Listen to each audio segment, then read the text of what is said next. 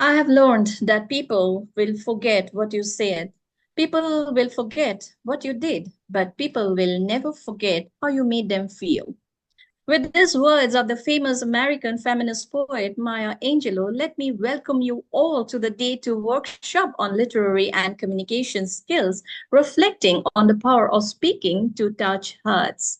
So here I am, Mrs. Manjay Sharma, educator, Akashvani announcer, DD newsreader, your host and director of Creator Writing Modern Age Mumbai, welcoming our distinguished guests, judges, teachers, students, and our wonderful audience to yet another grand session.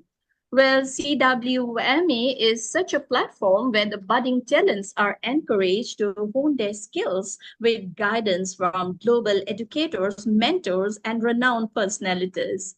Each of our session is an enriching one, inspiring students to coordinate confidently with the global world. We are honored by the presence of erudite scholars from different parts of the country as well as the world. On 7th July, the first day of the workshop showcased the presentation of public speaking and debate with tips, techniques, and importance, followed by activities like listening, extempore declamation, who's who, etc., identifying many things. Thanks to all the participants for your zeal that you showed in day one of the workshop. Now, before we proceed, I request my co-host, Majubin Chaudhary, to play the video of CWME.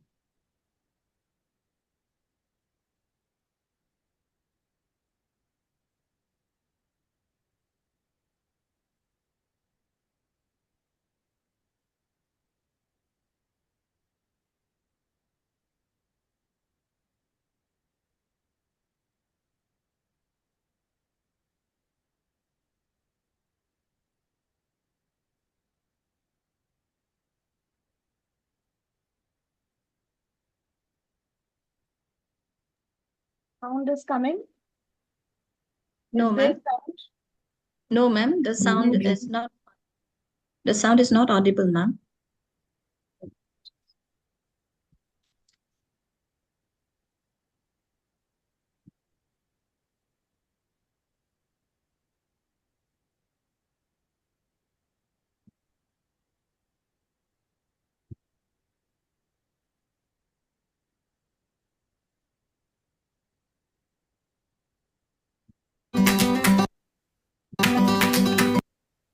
Is it there sound?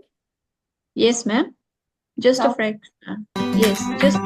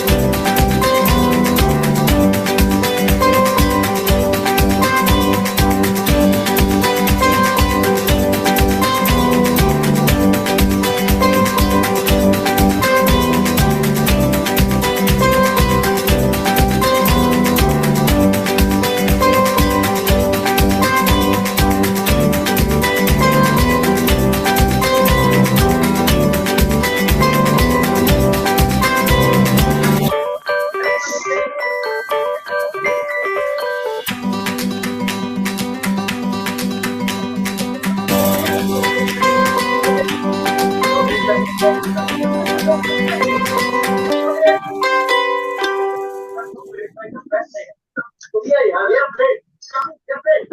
you. Well, that was a brief video of CWMA.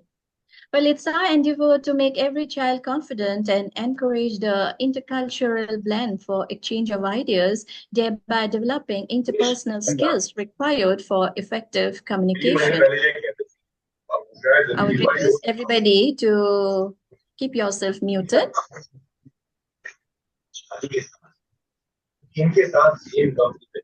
I would request everyone to keep muted. Thank you. Well, as I said, it's our endeavor to make every child confident, and we encourage the intercultural blend for exchange of ideas, thereby developing interpersonal skills required for effective communication. Indeed, we are blessed to have the presence of two distinguished guests and eminent personalities despite their hectic schedule. And also, we are blessed to have our judges, our two special judges, who graced us on this occasion and so at a very short notice. Well, our guest of honor from the United Kingdom is an international speaker and a global educationist. So let us all welcome the dynamic lady, the powerful speaker, whose words captivate the audience as the art of public speaking is her forte. She is Dorrit Oliver Wolf, who has appeared on numerous interviews on national radio stations and was featured in a documentary for BBC to mark the 70th anniversary of the Holocaust, as she is dedicated to educating others about the consequences of the Holocaust. She received one of the limited run of medals given out to Holocaust survivors for her selfless work with the schools, colleges, and communities across the United Kingdom that offer educational programs about the Holocaust to their victims. Dorrit was nominated for the Lifetime Achievement Award in 2011 by Sovereign Radio Station and was nominated for the Resident of the Year in 2013 by Eastbourne Gadget and Eastbourne Herald. Indeed, it is our privilege to welcome you, ma'am, to our event. I would like to request you to enrich us with your deliberation and with your splendid experiences. It's a big honor. Thank you so much to inviting me. I will do my very best that I can. Thank you, thank you, thank you. So what would you like me to say? Is there anything else you would like me to say? Yes, ma'am. You just tell our students about public speaking, the importance, why it's so important to voice out now. And the generation is very young, and we need your deliberation, how you have been voicing out for a good cause. So they should understand where to cause.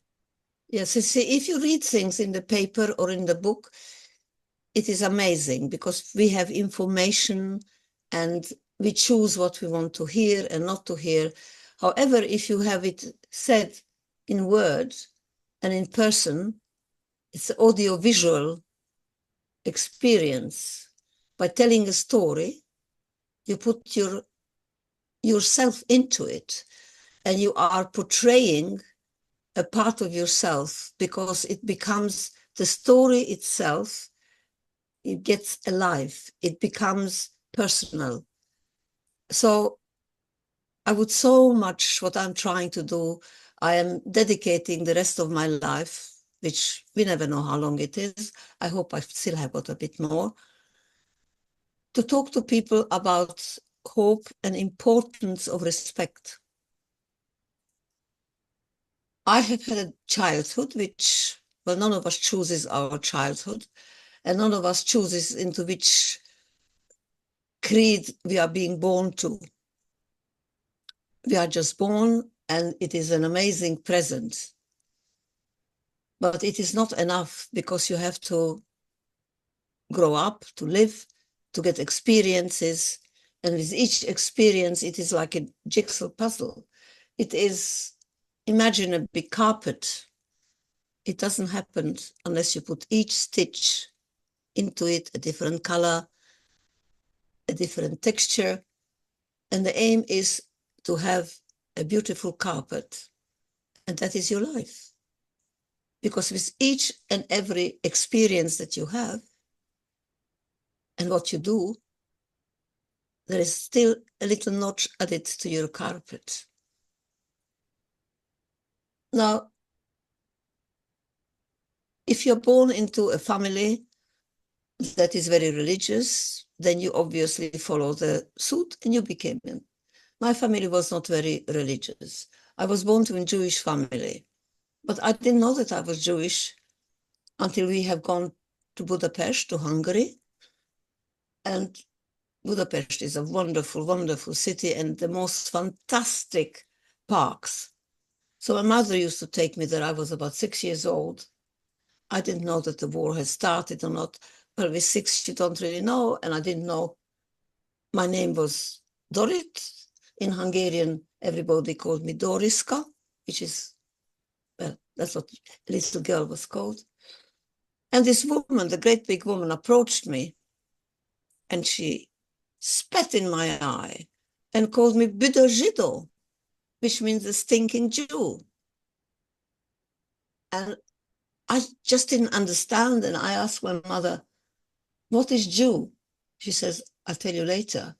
But what biggest surprise, which was, my mother was small and Hungarian people are very feisty. And as I say, they do not take an insult without retaliating. Usually I would have expected that my mother to slap her left and right and say, how dare you talk to my daughter like this and blah, blah, blah. But this was my mom just held onto my hand. She squeezed it so hard, I thought she's going to break it, wiped the spit off my eye, and we walked out. And I kept on asking, Mommy, am I really stinking? She said, no, you had a bath this morning. But what is Jew? She said, please don't ask me. I talk to you when we get back home. By the time we left the park, Budapest has changed because there were suddenly these great big lorries with great big posters.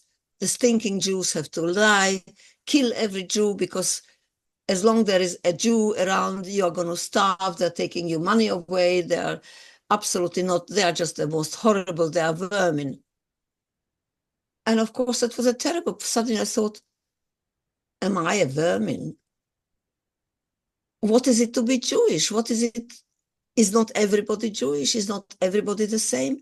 But when you're that age, I was very inquisitive. But I saw in my mother this terrible, terrible fear. On the way back home, of course, I noticed that she went into the first jewelry shop and she bought 3 little crosses. One for her, one for me, and for my grandmother, because she lived with us. And she put it on. We got home and she said, we had a little powwow, a little talk, that we must always wear the cross. We have to put it outside so everybody should notice it. And never ever to mention or admit that we are Jewish. Now, I didn't understand, what can I admit? I don't know who I am. Well, why should I lie about something that I'm not aware that I am? But anyway, so this was it. And the world changed for me. We suddenly didn't dare to go out on the street. We were hiding. We didn't get any coupons because everybody had food coupons, but we didn't dare to go to ask for one because then they would know where we live. So my grandmother and I used to go to scavenge outside hotels and schools and hospitals from the dustbins. We never took any meat because it wasn't nice, but the vegetables and potatoes, we took it home. My grandmother cooked it to death. And then we had bread. We used to queue up for it at night from about 12 o'clock to 3 o'clock in the morning just to get a loaf of bread. And then we didn't have anything to put on it. We only had hot water. And we always had to hide because everybody was trying to find the Jews wherever they could. And I was picked up twice on the street because I went out to play against my mother letting me, but you just like to go out and meet other children. And they picked me up and put me into a pre-concentration camp, because there were camps before they put you to Auschwitz, or the big camps. They are sorting out who goes into which camp, who needs what. And I was alone, and they didn't know where to put me. So I was in a pre-concentration camp, and I was there for about 4 months by myself, waiting for my mom. They kept on asking me, where is your mother? But I didn't want her to be found, so I said, I don't have a mother, I am an orphan. Anyway, I cried at night when nobody saw me. But during the day, I was not crying because I didn't want anybody to feel sorry for me. I was a very proud little girl. Eventually, I was smuggled out from this camp in a dirty linen basket. Next to the pre-concentration camp, where I was in a sorting camp, there was an infirmary. An infirmary is like a hospital that you put people in who are not going to get better. And there were terminally ill people in there. So it was not worth the while to feed them, and the bullet was too expensive. So they just let them die in the bed. So they laid in that bed until they died. They were not potty trained. They didn't give them the toilet or nothing. So everything that they eat, they didn't get much, but they have been peeing in their own sheets. And after a week, that was taken out, put in a basket, and burned. So I had to hide between those soiled sheets because the guard wouldn't look amongst them. And that is how I was smuggled out of the camp. And the lorry driver stopped and took me out of the linen basket in the middle of nowhere. And that's where my mother was waiting for me. So obviously she bribed some people to get me out. And I never remember that day in my life. I will not ever forget it. There she was in the middle of nowhere. The lorry left, and all he said to me, to my mom, this is the bravest little girl that I have ever met, she said. He said, look after her. So it was a big compliment, but I was really not interested in compliments. I just wanted to hug my mother. Oh, one more thing, he said to me, to my mother, don't go back to Budapest because they're looking for mother and child because she escaped, whichever. So we went to another town, and it was just as bad as in Budapest because as we arrived, there were about 600 dead people on the street who were shot down just the day before we arrived, and they didn't even bother to move them from the streets. Eventually, again, as I said, we then got back to Budapest, and then it became really quite horrendous because Budapest was carpet bombed. Carpet bombing means when there are many aeroplanes together, and at the same time, simultaneously, they release the bombs. And as they fly, everything behind them where they left the bombs, it disappears. So this is called carpet bombing. So we had to hide, my grandmother, my mother, and me, in a cellar for 9 months without any light. And we had hardly any food. At night, everybody else went out. There were about 30 families in that cellar. People didn't ask what religion you are because we were all in the same boat. And at night, people would go out, and whatever they brought back into the cellar, we shared it amongst everybody. So it was actually quite amazing, but it was all a question of survival.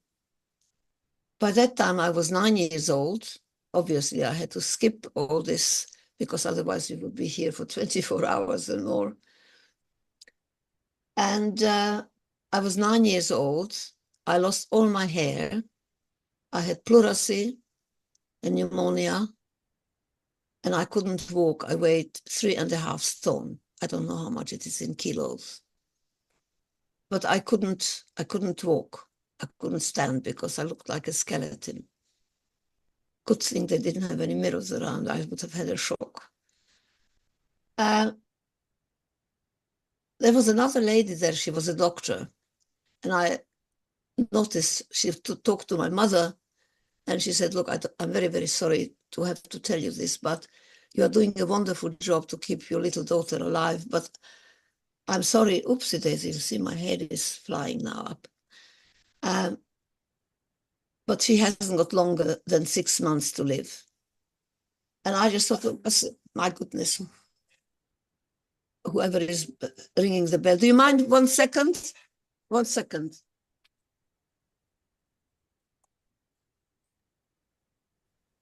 Manjuri ma'am is having a big story to tell us. I think she wants to tell us about her experience, which she underwent as a Holocaust survivor, and that she has been making an impact to several people outside the globe. So children, just to tell you all, if you all want to find out about Dorrit ma'am, you can just Google her out. If you just put it, Dorrit Oliver Wolf, you'll get to know more about her, the kind of work she's doing. And wherever there is some sort of requirement to stand for humanity, she is always there to stand for humanity. Today she's 80 plus, but still she's fighting for humanity. Her age is just a number for her. The way she Sorry. This was terrible. This was terrible, but it was the pharmacy delivering my medication. Sorry. Yes, ma'am. Yes, ma'am. No problem. My goodness. Anyway, so I lay there and I thought to myself, how dare she speak to me as if I wasn't here anymore? I'm not dead yet, you know. And it was a terrible shock to me because 6 months doesn't mean anything to a child who is 9 years old. But I don't know, it doesn't really. Time is liquid in a child's age. And then I thought to myself, but I want to become a singer. 6 months is not enough. You see, one of the things which I didn't tell you, but it is very, very important. During the war, when the bombs were there and we were starving, and I have seen people killed, I have seen the most horrible things which I don't really care to remember. Not that I try to remember, but you can never get rid of it. But I built a cocoon around myself. And in that cocoon, I used to watch the clouds, and I could make wonderful stories out of it. I could watch the trees, and out of the branches, I could see faces and animals and everything. My imagination was without any, it was everywhere. It was no stop to my imagination, even at that age. And whenever there was a terrible bombing, I escaped in that little cocoon. And I just wasn't there anymore. I was in that little cocoon where I was singing, and there were beautiful animals and birds and bees and a fairy tale, but I was not there. It wasn't me. And this is how basically I think that I have survived the war and the horrible things. And when I was in a concentration camp and I was petrified of my mother not to be there, I was so worried that I would lose her and never find her. Again, I got into this cocoon.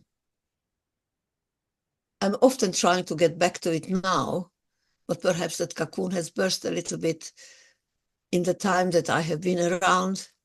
And perhaps I should try to find it again, because I had lots of peace and peace of mind, and everything was wonderful there. Everybody liked each other. There was no difference between color or religion, and everybody was singing and dancing. But life is not like this, sadly. But you can make it like that. Stick to that. So I thought to myself, when this doctor was speaking to my mother, I thought to myself, I will show you I am not going to live only 6 months. I will show you I'm going to become one day a big star. I will be singing and dancing, and everybody will hear me. And there it is, believe it or not. We went back to Serbia, where I was born. I understand you have somebody there from Croatia. See whether I can talk with them in the language. And I went back to Serbia, and we found that in the family house, where we were about 10 people, my grandfather, my uncles, my whatever, everybody was killed by the Nazis, and I was the only survivor. My father was taken into forced labor camp when I was 6. And after the war, we got a letter that he was taken to Siberia to hack stones. And he died and starved to death at his workplace after 4 years. So I never knew my father. And he was apparently a very talented man. He was an architect and a jazz pianist. Piano and jazz was his love. So I suppose that I have inherited that from him. But I always wondered, maybe one day he would just show up. Maybe he has escaped. And some family friends who survived, they would always say that I just looked like him. And I sometimes feel that he is somewhere, but I mean, I don't know what to believe in anymore. To tell you the truth, people ask me, what do I believe in? One part of me should say, I have somebody somewhere has saved me, because I have been pulled out of the places, out of the middle of the volcano and put into a safe place. But the other me, or inside me, says, if there is a God, how could he have ever permitted to do that? And then people answer, but people have got their own free will. So it goes round and round and round and round. And on the end of it, you just try to believe that to be put on this earth, there must have some reason. And living is very important. And I have also learned that respect is imperative, very important. You can love somebody, but if you do not respect them, then the love doesn't really matter all this much. And this is the whole, I think, the basis of humanity, why they are killing each other, because they don't respect each other's differences. Perhaps they don't respect themselves. Self-respect is very, very important, and your conscience. And I just feel that I want to share. I mean, as I said, it's not a plug, but my first book, which is called From Yellow Star to Pop Star, I try to write it like an autobiography, because I just want people to see that everything is possible. One should not give up when things don't go right, because I wouldn't be here if I did that. If something doesn't go right, then you have to try harder. If you don't get in through the window, you go through the door. If you don't get through the door, come through the chimney. You get there where you want to. And then try to have others to be able to get to the zeal, what you want to do. To me, life is very important. And everybody's life is important. Doesn't matter about religion, about color, about creed. Life in itself. Even a little mouse, even that's life is important. We have no right to take something away that we didn't give or didn't create. And once we created it, we still don't have the right to destroy it. So I don't know, this is not a religion. I don't think that I don't know how to call, I don't think that I want to have a religion. I just want to be a person that I can pass on to other people my experiences to see that everything is possible. And treat other people the way you want to be treated. That is also very important. Money cannot buy everything. You can buy important things with money. But what is money worth when you buy all the things that you want and then nobody loves you? You have nobody and you are there. So friendship, life, understanding, that is very important. And I speak a lot to colleges and to schools, and I'm very honored that I have got the possibility and that they listen to me and they want to hear more. I mean, I lived a life and it was not always easy, but when it was difficult, I never thought it was difficult. I thought everybody has Everybody lives like that. I never knew that we were poor. I never knew when you were rich, I didn't know the difference. When we were poor, I couldn't have any shoes. When we were rich, I had 3 pairs. That was all the criteria. You see, it's the richness what you have got within you. And I like to pass it on. I don't know how better I can do. I talk to people just to explain to them that you have to respect each other's differences. We are all different. Even brother and sister, they are different. But it doesn't mean that one is better than the other one, that you should love more the one than the other. You can't love everybody. I would be a hypocrite if I said I loved everybody. No, but I don't hate anybody that much that I want to cut the throat. I could strangle some people sometimes, but that's a joke, by the way. Don't take it serious. So I'm very, very honored and excited if I can talk and just tell them that if I could do it, you can do it. So Yes. live Yes. your life Very as true. well Very true. as you can and the best that you can. And if you have any questions, please ask me. Yes, ma'am. Now we have a host of students. You have to listen to them, and later on, they will ask you certain things. Students are coming up, and another guest of honor is also there. We'll listen to them, and then we'll carry on with your feedback about our small kids. Over to you, Manjuri. Yes, Rachna ma'am, thank you. So truly said, Dorit ma'am, you are the bravest girl. You perfectly portrayed those horrible times in the concentration camps and how you survived the war. Well, you work with the Holocaust Educational Trust to raise awareness and understanding of the Holocaust and its relevance today. You know, ma'am, we have a lesson in grade 10, the Diary of Anne Frank. So I think it will be of great significance to the students of class 10 as they were told of the gory and macabre incidents, the reign of terror that was unleashed by the Nazis.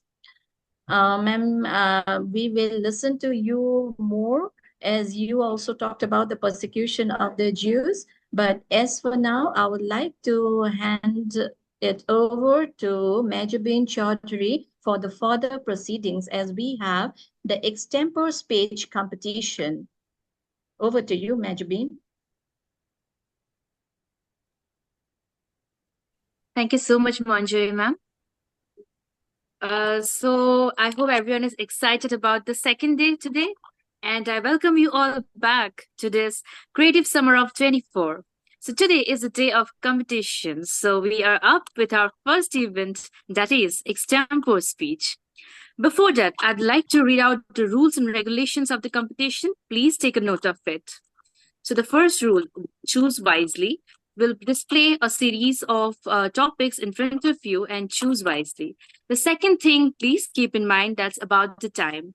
Don't exceed the time. The time is of 2 minutes. I'll already have a clock with mine and I'll remind you in the chat box, you'll see it. Third thing, Dorit ma'am, I'd like to request you to please judge them and mark out their flaws at the end. So I hope everyone is ready. Now I'm presenting the slide in front of you.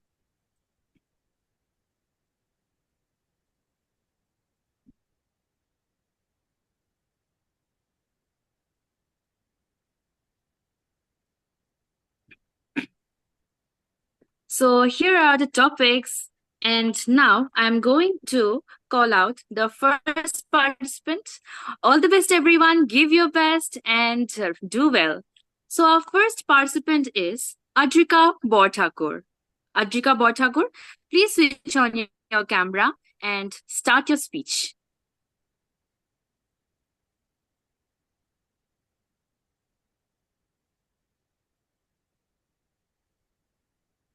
Adrika, are you here?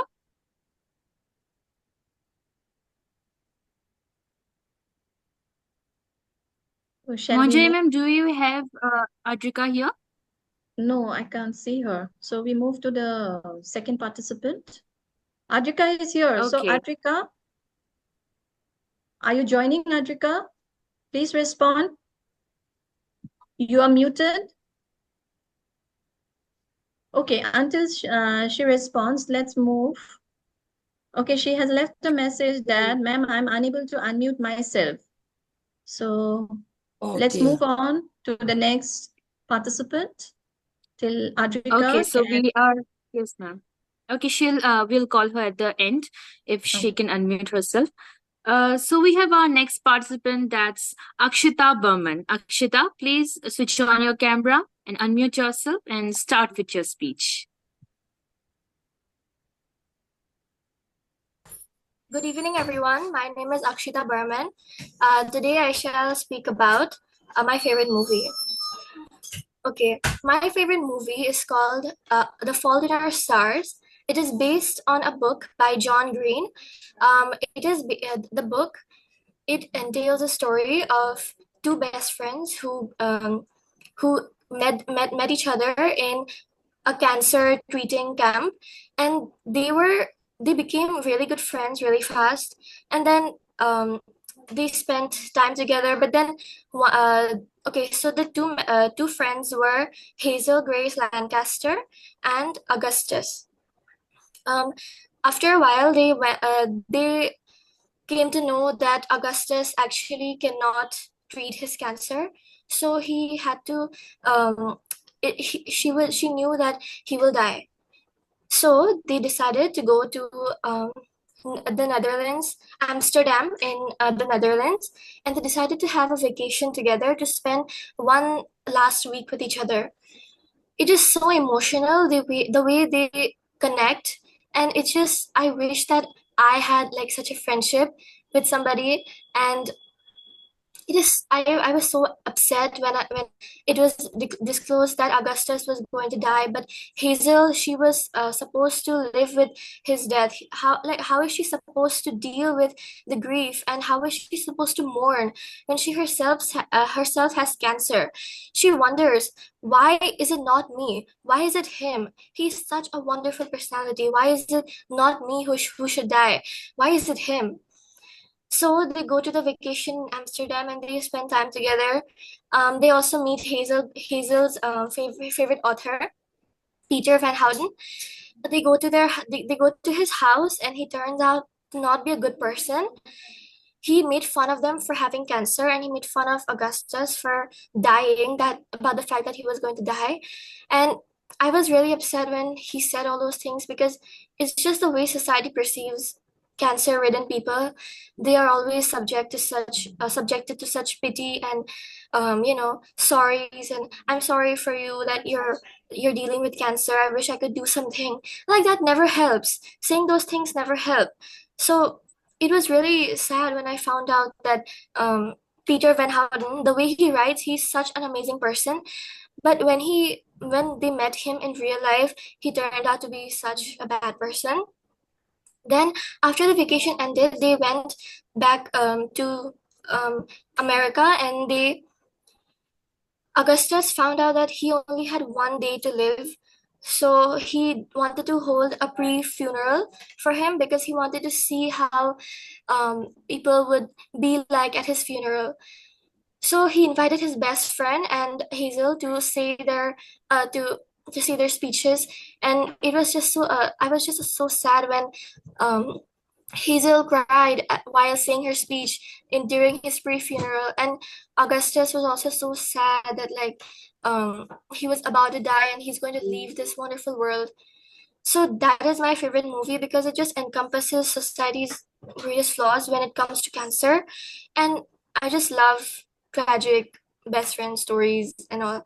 It was so upsetting, and I don't think I'll ever deal with the depression. I was upset for several weeks after that because I was really not expecting that kind of an ending. I was expecting a happy ending, but not everything is a happy ending in life, of course. So that is my favorite movie. Thank you for listening to me. Thank you so much, Akshita. That was really beautiful. Now we have our next participant, Soumyadeep Mahato. Soumyadeep, please switch on your camera and unmute yourself.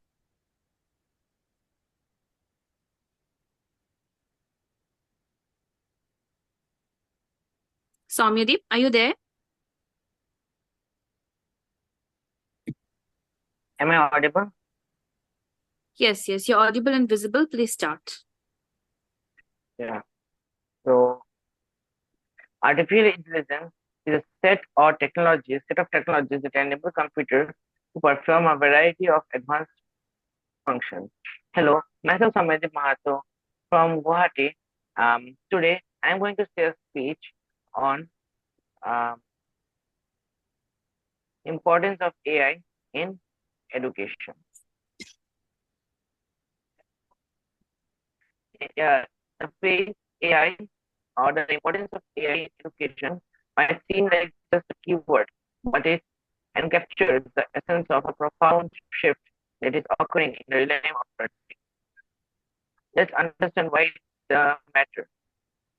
So first, we have personalized learning, catering to individual needs. So by using AI, we would get to know many things about it. Like we can ask AI to personalize um, explain about this, explain about the topic and all. Then again, we can ask him questions without hesitation. Many questions we can ask at the same time. And again, next we have enhanced and engagement and retention. So according to this, it is most crucial for effective learning, and AI has the potential to make learning more engaging than ever. So next we have accessible education. In the ideal education, we would be accessible to everyone regardless of the location and circumstances. So education will be accessible to everyone with the help of AI. Everyone can access AI and education with this. So efficient assessment and feedback. So everyone will get a good feedback, and if they want any questions, they can ask questions. They can even get questions by just typing the line. So this would be so AI can be the student also as well as the teacher also. So next we have identifying and addressing learning gaps. So yes, of course, education and AI is very much linked. Identifying and addressing learning gaps will be more best done by AI after teachers. Of course, teachers are the best, but after teachers, AI is the second, will take the second place. As they as I said earlier, they personalize learning. And the according to me, the last topic will be empowering educators. Yes, they of course empowered educators, the new educators which have come up, like the teachers, the students, like even the teachers take help sometimes of the AI if they don't uh, know the answer or something. So at the end, I would say that nowadays AI has become a huge profit to us because it has been many things has been made like for Microsoft is there Microsoft Copilot, then again ChatGPT, and for even for WhatsApp, Meta AI has been created. So therefore, hence I will conclude that AI is very much important for us. Thank you and have a nice day. Okay, Samyadeep, thank you so much. Others, please take care of the time. It's 2 minutes only. I'm writing in the chat box, and once you see it, just try to conclude it. Okay. So our next participant is Sanyukta Barwa. Sanyukta, please switch on your camera and unmute yourself and start with your speech.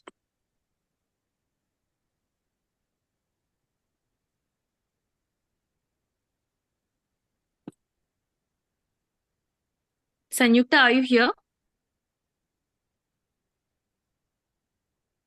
Yes, Sanjukta is there.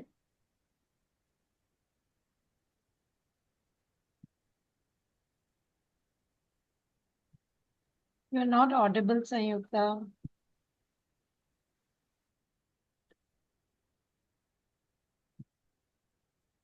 Sanjukta, you're not audible.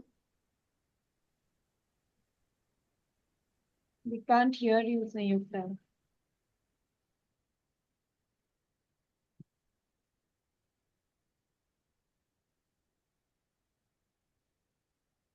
Okay, Sanjukta wants to go next. So we move on to the other participant. Okay, so our next participant is Jennifer Ahmed. Jennifer, please switch on your camera and unmute yourself, and also please introduce yourself with the name of your school and your grade.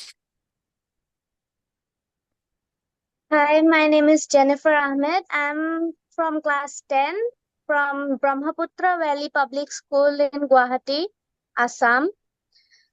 Today I'm here. I want to talk about the profound impact of Annie Frank's diary. The diary of a young girl. It is not just a historical account, it's a powerful testament of human spirit amidst unimaginable adversity. So, I'm gonna proceed with my topic. Let's start. Annie Frank, a Jewish girl, documented her life while hiding from Nazis during World War II. Her diary gives us an intimate first-hand perspective of Holocaust, revealing a daily reality of an emotional struggle of those persecuted during one's history of darkest periods. Her writings give us a voice to 6 million Jews silenced by the Holocaust, reminding of reminding us of the individual lives behind the numbers despite her dire circumstances. Annie Frank's diary is filled with hope and belief in goodness of people. Her courage and optimism inspire us to find strength and maintain faith in humanity. Even in toughest time, Annie's diary also serves as a call to action, arguing us to recognize the dangers of prejudice and work against discrimination in all forms. It is a poignant reminder of the importance of tolerance, empathy, and human rights beyond the historical and moral significance. The diary is literally a masterpiece. Annie's vivid description and keen observation showcase her talent as a writer. In closing, Annie Frank's diary is a beacon of hope, resilience, and a stark warning of consequence of hatred. Let us honor her memory by learning from her story and ensuring that such atrocities are never repeated. Thank you. That concludes my speech.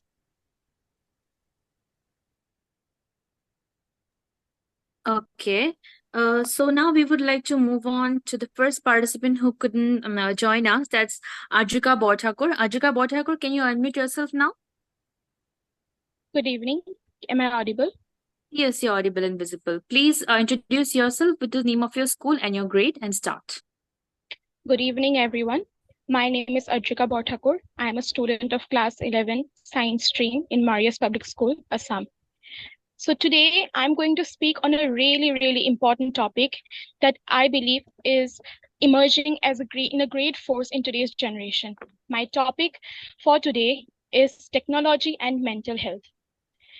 I believe that mental health is a really crucial aspect of one's overall well-being, and its neglect can result in severe consequences.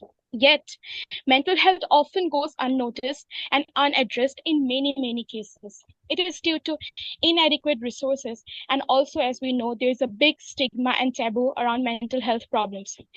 Due to these reasons, people are unable to approach professionals or doctor and seek help for their problems. But due to the emergence of technology, it has helped revolutionize mental health treatment and has become a really vital and important tool in supporting different people's mental health and their problems.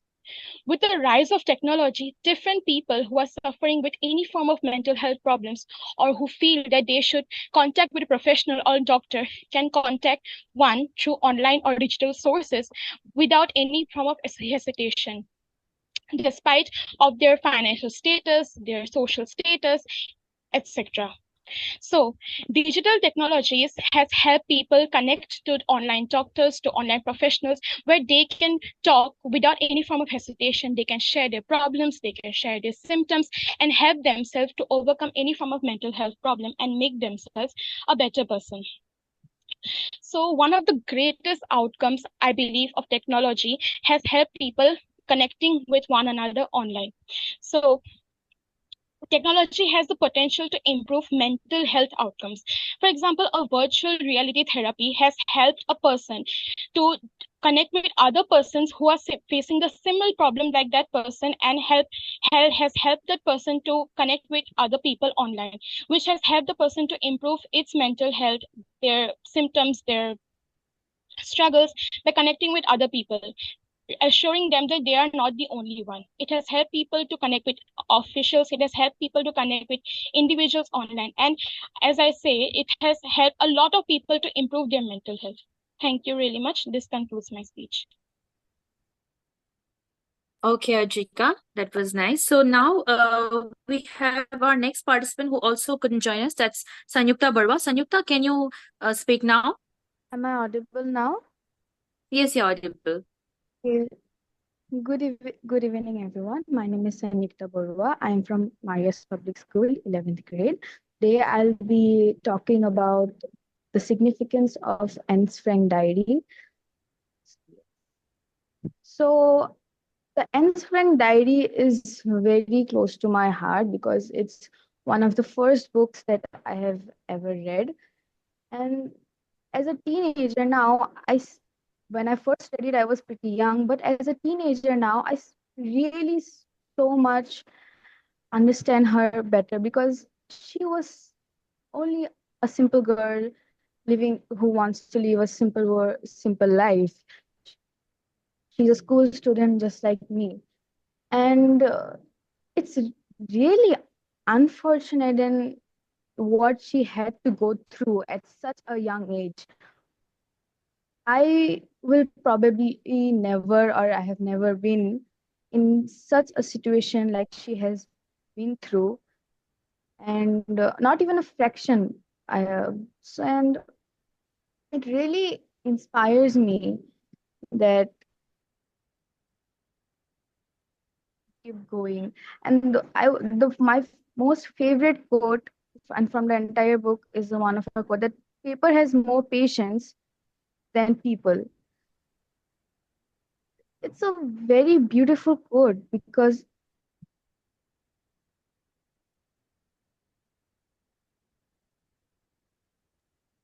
and as young adults, or should I say young teenagers, because young teenagers these days actually really find it hard to express themselves.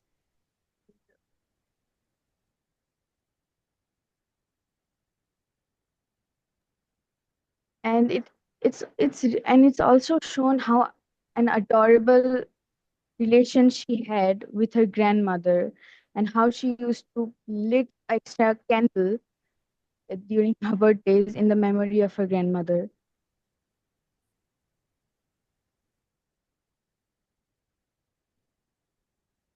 Thank you so much. I would like to conclude. Okay, Sanyukta. So that was our example speech. Now I'd like to hand over the virtual mic to our host, Manjay Sharma ma'am. Ma'am, please continue. Thank you, Majupin. Well, all the topics selected by our participants, they were excellent, and they expressed themselves with clarity, and they said everything perfectly, and the time management was also very good. Well, now we proceed to the next guest. Yes, it's a matter of great honor to have in our midst Dr. Dipendra Kumar Majumdar, Program Executive in Prasar Bharati, India's public service broadcaster, Delhi, and a faculty in the National Academy of Broadcasting and Multimedia, Delhi. His work involves planning, coordinating, and conducting various in-house and international trainings for All India Radio and Doordarshan, delivering lectures and demonstrative sessions. Well, he had worked in All India Radio as a duty officer for 19 years, as program executive for 3 years, and was actively involved in innovative programs then. He had produced the Akashvani award-winning documentary 1962 Tejpur, The Untold Story. Further, he had covered the 17th Asian Games from South Korea for AIR in 2014. He also worked for a brief period in All India Radio, Tejpur, and was instrumental in various developmental works. For the last 5 years, he has been in Delhi. He was certified by Director General All India Radio for excellent coverage of 2010 Commonwealth Games Delhi. He has also a list of publications, and it will just go on. The list goes on if I keep on telling.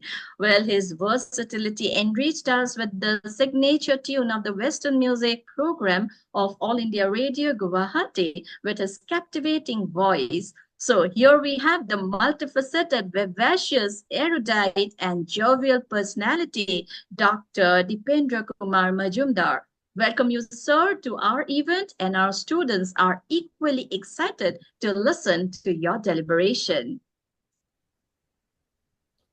Thank you, Monjoy. Am I audible? Yes, sir. Okay. So my greetings to Madam Dorit Oliver Wolf, Professor Rachna Chakraborty, Monjoy, Mehjabeen, and to all the participants here today. From the video clipping that you showed at the beginning, I could gather the very good work that Creative Writing Media Age, or CWMA as you call it, has been doing.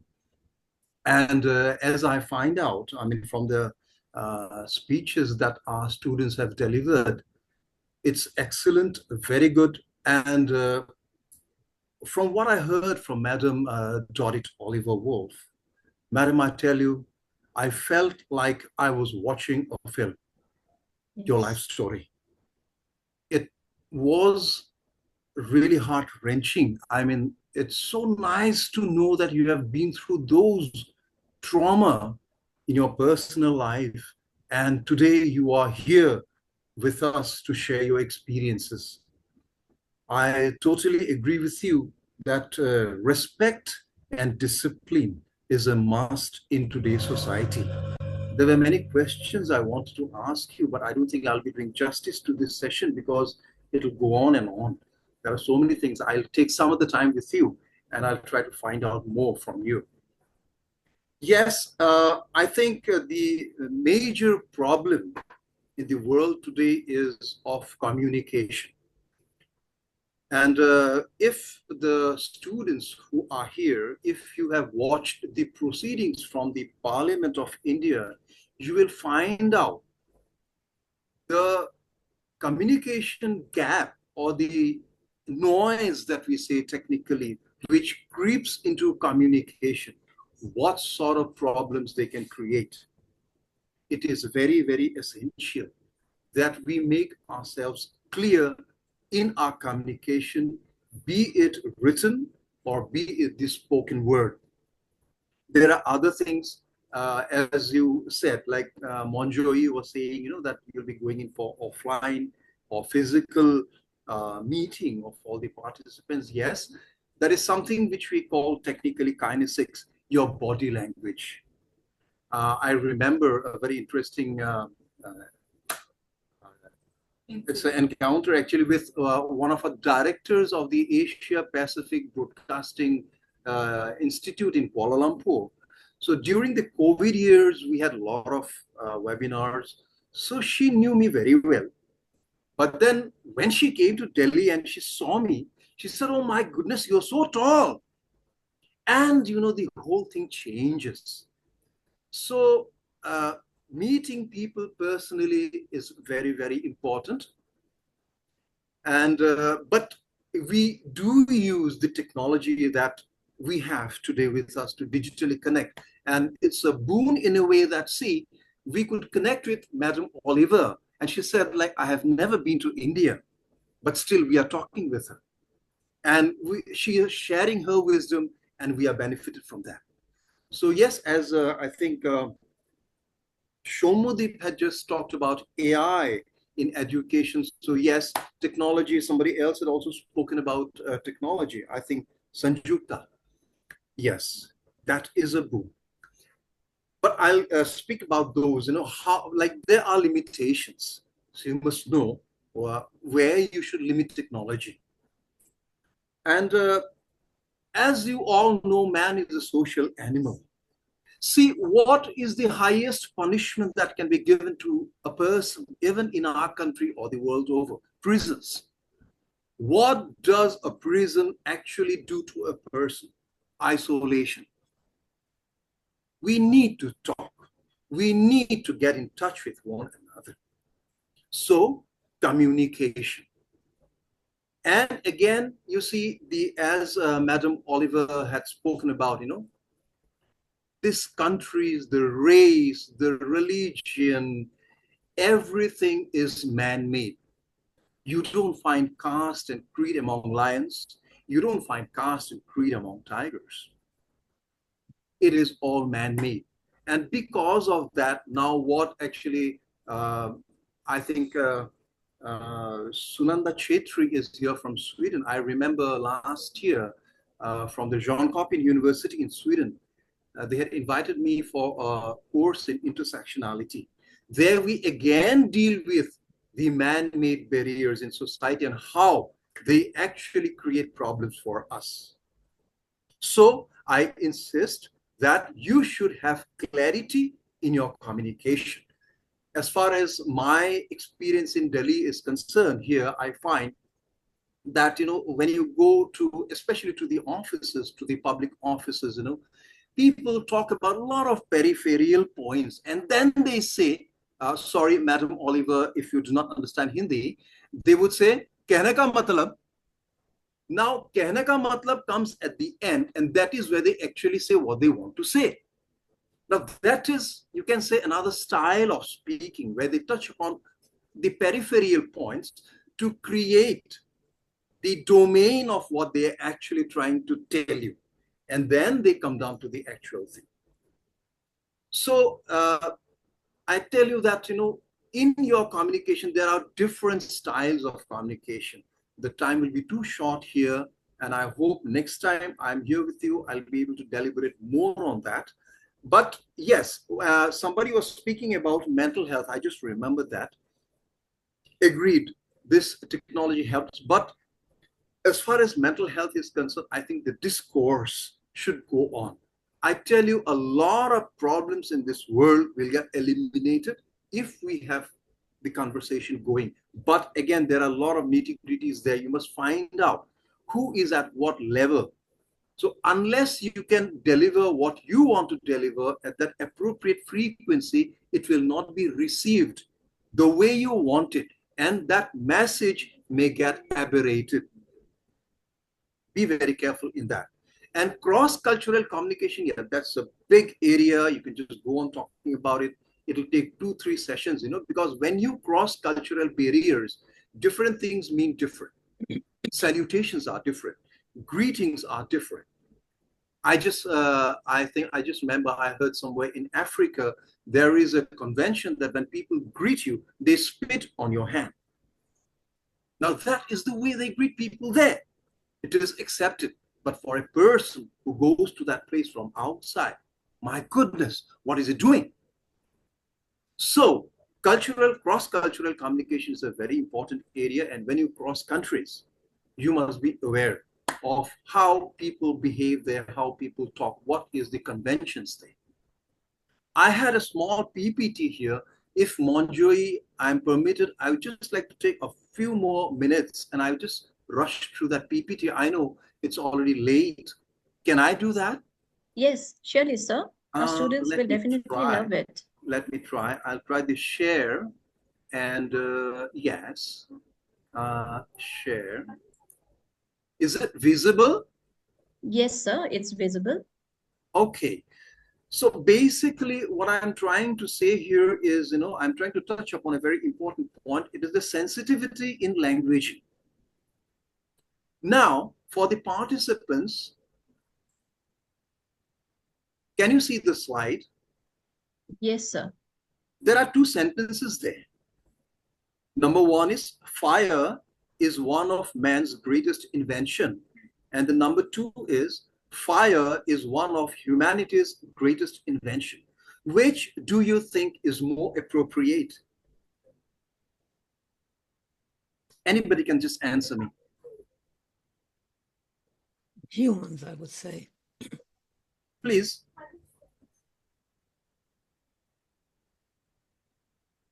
I believe number 2 is more appropriate. appropriate. I believe Number one or number two? You can just say that. Number two. Number two. Number two. Number Okay. two. Number two. Number two. Okay. See this? Captain Fraser had gone where no person had gone before. That is sentence number one. Number two, Captain Fraser had gone where no man had gone before. Here, which you think is more appropriate? Number Pardon? Number one. Number one. Okay. See here, fellow citizens, I make a fervent appeal to preserve our biosphere. Number two, fellow countrymen, I make a fervent appeal to preserve our biosphere. I believe one. Number one, very good. Say this, plans to start the rest of the services have not proceeded at the anticipated pace as there are significant manpower shortages.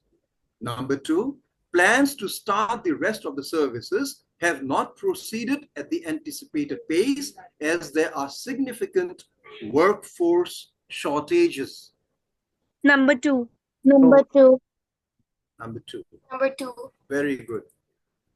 In the fieldwork phase of the project, the research team is encouraged to talk to ordinary people.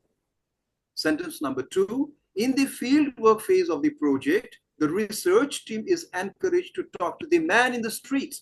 Number one. Number one. Very good.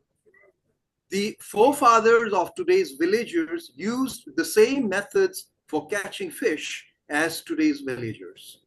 Number two, the ancestors of today's villagers use the same methods for catching fish as today's villagers. Number two. Number two, I think you all have hit upon the right thing. What I'm talking about is gender neutral languaging. Even now you see in a lot of the documents, especially official documents from the government, they say he, he. Nice to know that, there are less number of, women who break the law. But it is not so. The point is when they were drafted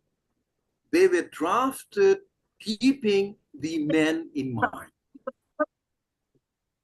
So while you are writing, or even when you are delivering something, your speech, take care to see that it is gender neutral. It is very important in today's society. Again, I would just like to go over to the last of the slides.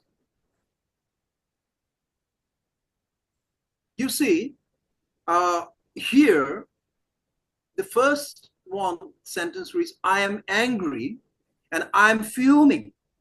Which do you think is more appropriate? I am fuming. I'm angry. The second one. The first one. Okay. Go over to the next group. I will keep it a secret. My lips are sealed. The second one. Second. The second one. Second one. We go over to the third group. I can't decide. I am on the fence. And the second one. Second. I can't decide. Second one. I decided. I made up my mind. Second one. The second one. I am very tired. I am exhausted. Second one. Second. Now let me give you the clue. The first of those pairs that you see is what we call the English that we use in writing. And the second one in each pair is usually the one we use in conversations. As a broadcaster, we are used to find Pardon? Kindly, all of you, mute yourself. As a broadcaster, I am very interested in the conversational style. That creates a connection between me and the audience. But while writing, yes, I am angry. I will keep it a secret. I can't decide. I decided. I am very tired. These are sort of the syntax or the semantics that we use. Here again, just one more. I don't believe it. I'm not buying it. I'm thirsty. I'm parched. I have no money. I'm broke. I forgot it. It slipped my mind. Sorry, there's a mistake there. It slipped my mind. I'm leaving. I'm out of here. Again, note, there is an emotional content. The sentences mean the same thing. If you go or just go over to the earlier slide, I'm angry. Yes, I'm angry. I'm upset with something. I'm fuming. That has more emotional content in it. So depending on where you are delivering your speech, or depending on the audience, or depending on the context, you should be sensitive to the emotional content of your sentences. And now here, there's something of a more flowery thing, so, say like the first one, I miss you. It's as simple as that. I'll use a more flowery one. Without you, there is a hollow space inside me that will never be filled. I'm sorry.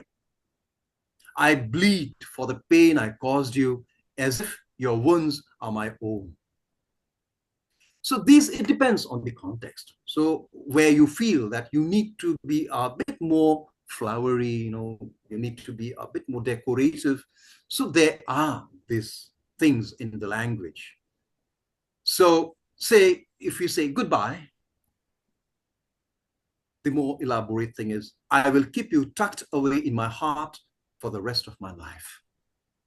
So, Anna, I'll just stop the share here because I know we're running out of time.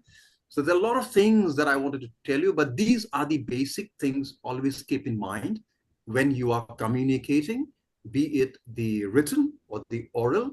Be sensitive about that gender, and plus keep your attention on the emotional content, right? And as far as the delivery of Akshita, Somadeep, Sanjukta, Jennifer, and Adrika Borthakur is concerned, very good. Keep it up. And you say this is like any sport or swimming. The more you practice, the more you will become perfect in it. Even I had stage fright, but during my school days, when I took up the stage, first of all, I was just shaking, there was a lot of thing in my voice, but slowly and slowly you develop it.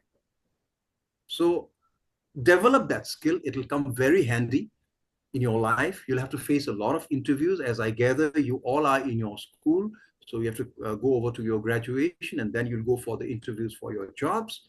So unless you are confident in your speech, and unless you can deliver the things, whatever you want to say with clarity, you will not be very successful.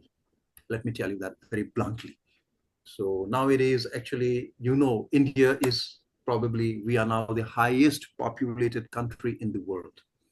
So wherever you go for interviews, or you apply for a job, or you apply for any engagements, I tell you, more often than not, it is a process of deletion than a process of selection.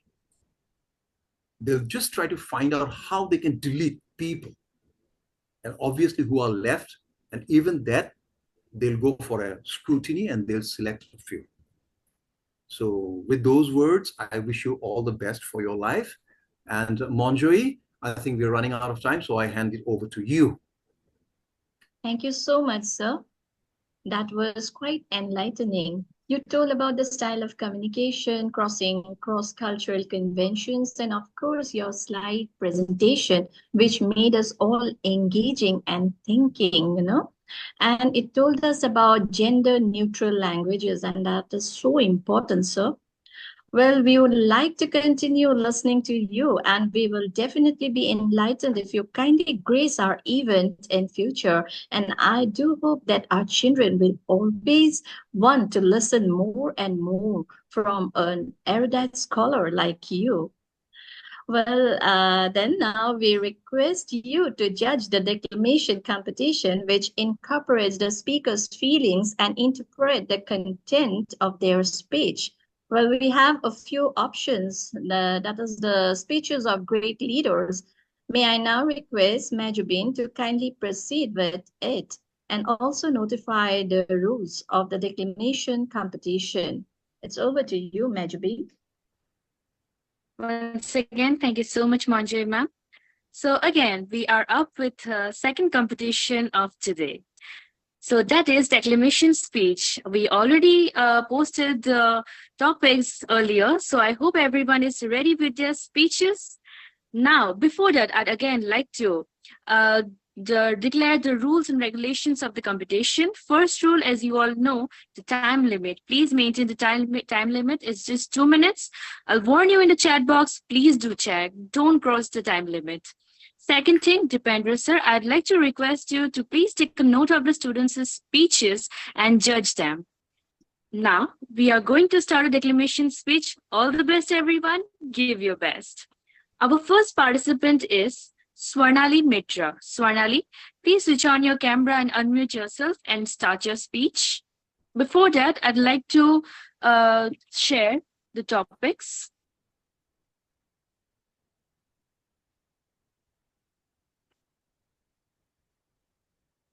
Here we have the topics. Swarnali Mitra, please start. Good evening to everyone present here. I am Swarnali Mitra from Class 6 of Marias Public School, Guwahati, Assam.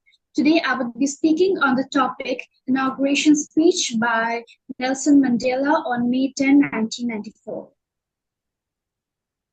Now I will start. Your Majesties, Your Highness, distinguished guests, comrades and friends, today all of us do, by our presence here and by celebrations in other parts of our country, as well as in the world, confer to glory and hope to newborn liberty. Out of the experience of an extraordinary human disaster that lasted too long must be born a society of which all humanity will be proud. Our daily deeds as ordinary South Africans must produce an actual South African reality that will reinforce humanity's belief in justice, strengthen its confidence in the nobility of the human soul, and sustain all our hopes for glorious life for all. All this we owe both to ourselves and to the people of the world who are so well represented here today. To my compatriots, I have no hesitation in saying that each one of us is as intimately attached to the soil of this beautiful country as are the famous jacaranda trees of Pretoria and the mimosa trees of Bushveld. Each time one of us touches the soil of this beautiful land, we feel a sense of personal renewal. The national mood changes as the seasons change. Thank you. Thank you so much, Swarnali. So now we have our next participant, Jennifer Ahmed. Jennifer, please switch on your camera and unmute yourself. Am I audible? Yes, you're audible and visible. Please start. Yes. As you know, I already introduced myself, so I'll just proceed with my speech. It is an honor to speak to you today about the inspiring Malala Yousafzai, the profound importance of education. Born in Pakistan, Swat Valley, Malala faced severe restrictions on girls' education imposed by Taliban. Despite the dangers, she continued to attend school and spoke out for girls' right to education. In 2012, this advocacy led to horrific attack on her life. A Taliban gunman shot her, intending to silence her voice. Instead of act of violence, amplify her message worldwide. Malala survived the thrived, becoming the youngest ever Nobel Peace Prize laureate in 2014. Through the Malala Fund, she champions the right to 12 years of free, safe, and quality education for all girls. Her message is clear. Education is a fundamental human right. Why is education so vital? It empowers different individuals with knowledge and confidence, promotes gender equality, drives economic growth, leads to better health outcomes and foster peace and understanding in society. Malala's story is a stark reminder that millions of children, especially girls, are still denied uh, education due to poverty, conflicts, and discrimination. That concludes my speech. Thank you. Thank you so much, Jennifer. So we have our next participant, Sanyukta Barwa. Sanyukta, please switch on your camera and unmute yourself and start with your speech.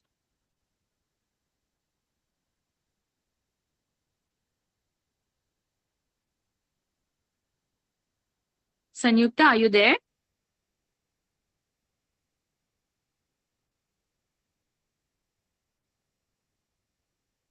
Okay, perhaps she isn't there, so we can proceed with our next participant. That's Soumyadeep Mahato. Soumyadeep, are you there? Yeah, yeah. Okay, please start. 1 minute. Am I visible?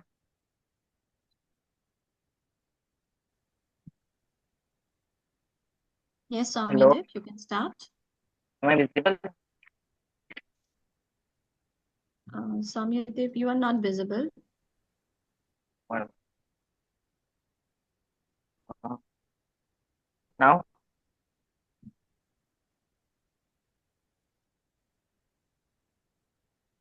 No, you're still not visible.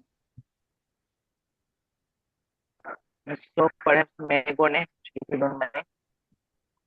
Okay, so we proceed with the next participant, Majubin. Even Sanjukta is having some problems with her mic. Okay. So we'll not wait, So we we'll can proceed proceed. soon. Yes, ma'am. Okay. So our next participant is Akshita Burman. Akshita, are you there? Good evening to the respected scholars and fellow participants. Myself, Akshita Burman, an 8th grader from Marias Public School, Assam, India. Today I shall speak on Malala Yousafzai's speech, The Importance of Education. Ladies and gentlemen, I stand before you today to address one of our society's most glaring issues, the scarcity of education. What would it feel like waking each day to the sound of gunshots, knowing that you're nowhere close to receiving primary education, a basic human need, knowing that you have been denied access to pens and books? You and I can only imagine.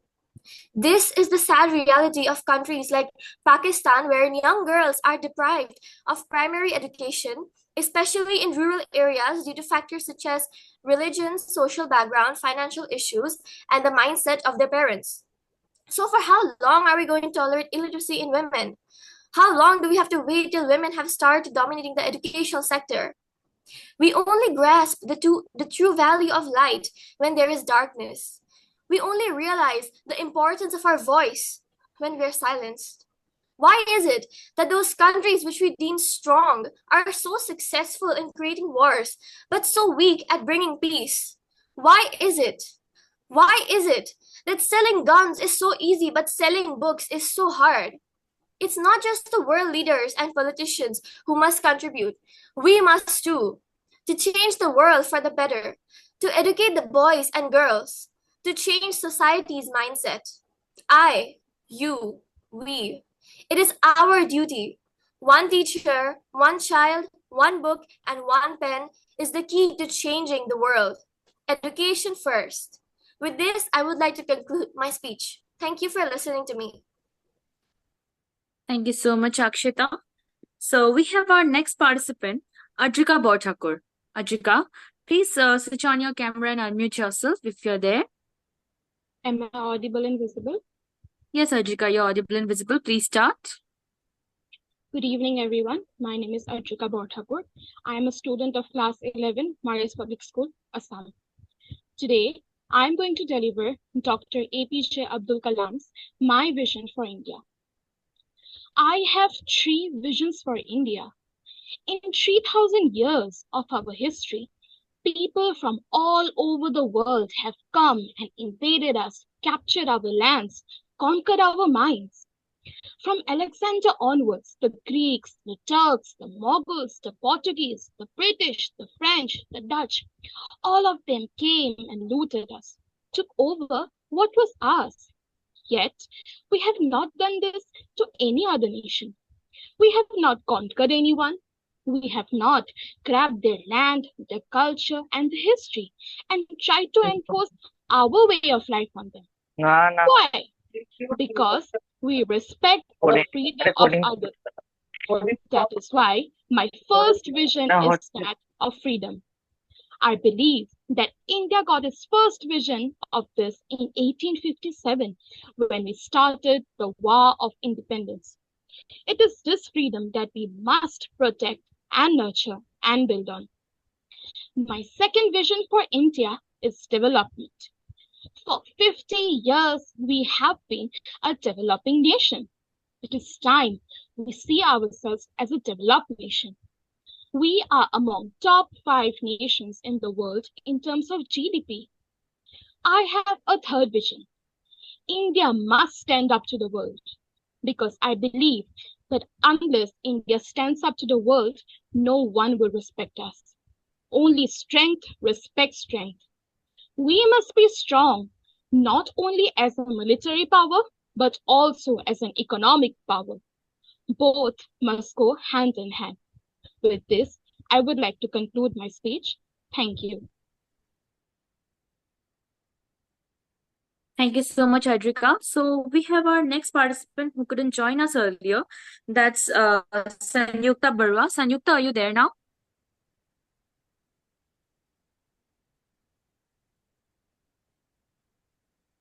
Sanyukta, are you there?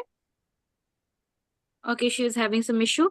Samriddhi, perhaps you can deliver your... Okay, Sanyukta, can you hear us?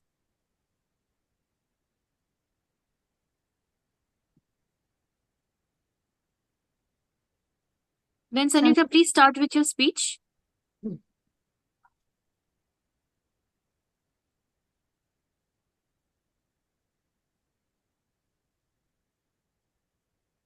No, Sanjukta, you are not audible. Not audible. Oh dear. Okay, Sanyukta, please keep trying. We'll move on to the next participant. That's Soumyadeep Mahato. Soumyadeep, please start with your speech. Yeah. Am I audible and visible? Yes, you're audible and visible. Please start. So as I have already given my introduction, so I won't repeat. So today I'm very proud to speak about Dr. APJ Abdul Kalam, my vision for India. I have 3 visions for India. In 2000 years of our history, people from all over the world have come and invaded us, captured our land, conquered our mind from Alexander onwards. The Greeks, the Turks, the Mughals, the Portuguese, the British, the French, Dutch, all of them come and looted us, took off our what was ours. Yet we have not done this to any other nation. We have not conquered anyone. We have not grabbed their land, their culture, and their history, and tried to enforce our way of life on them. Why? Because we respect the freedom of others. This is what my first vision in that of freedom. I believe that India got its first vision of 1957.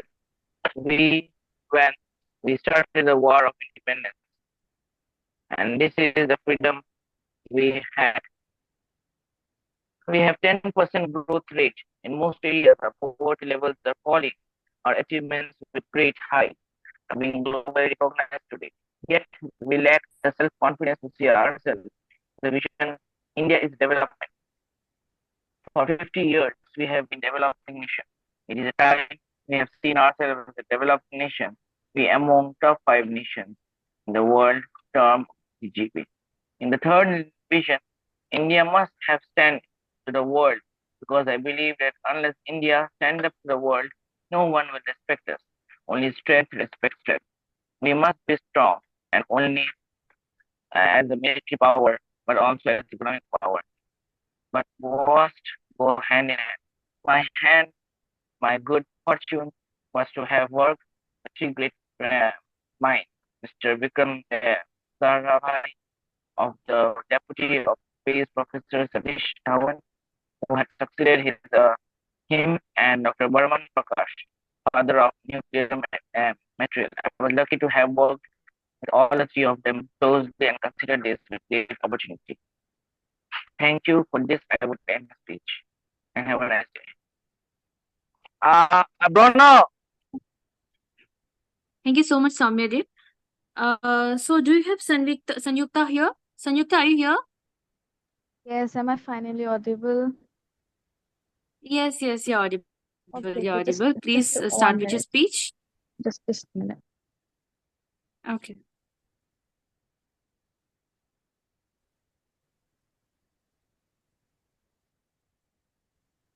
Good morning, everyone. Yes, I'm so sorry. Good evening, everyone. My name is Sanukta Borua. I'm from Marias Public School, Assam, Guwahati. I'm in 11th grade.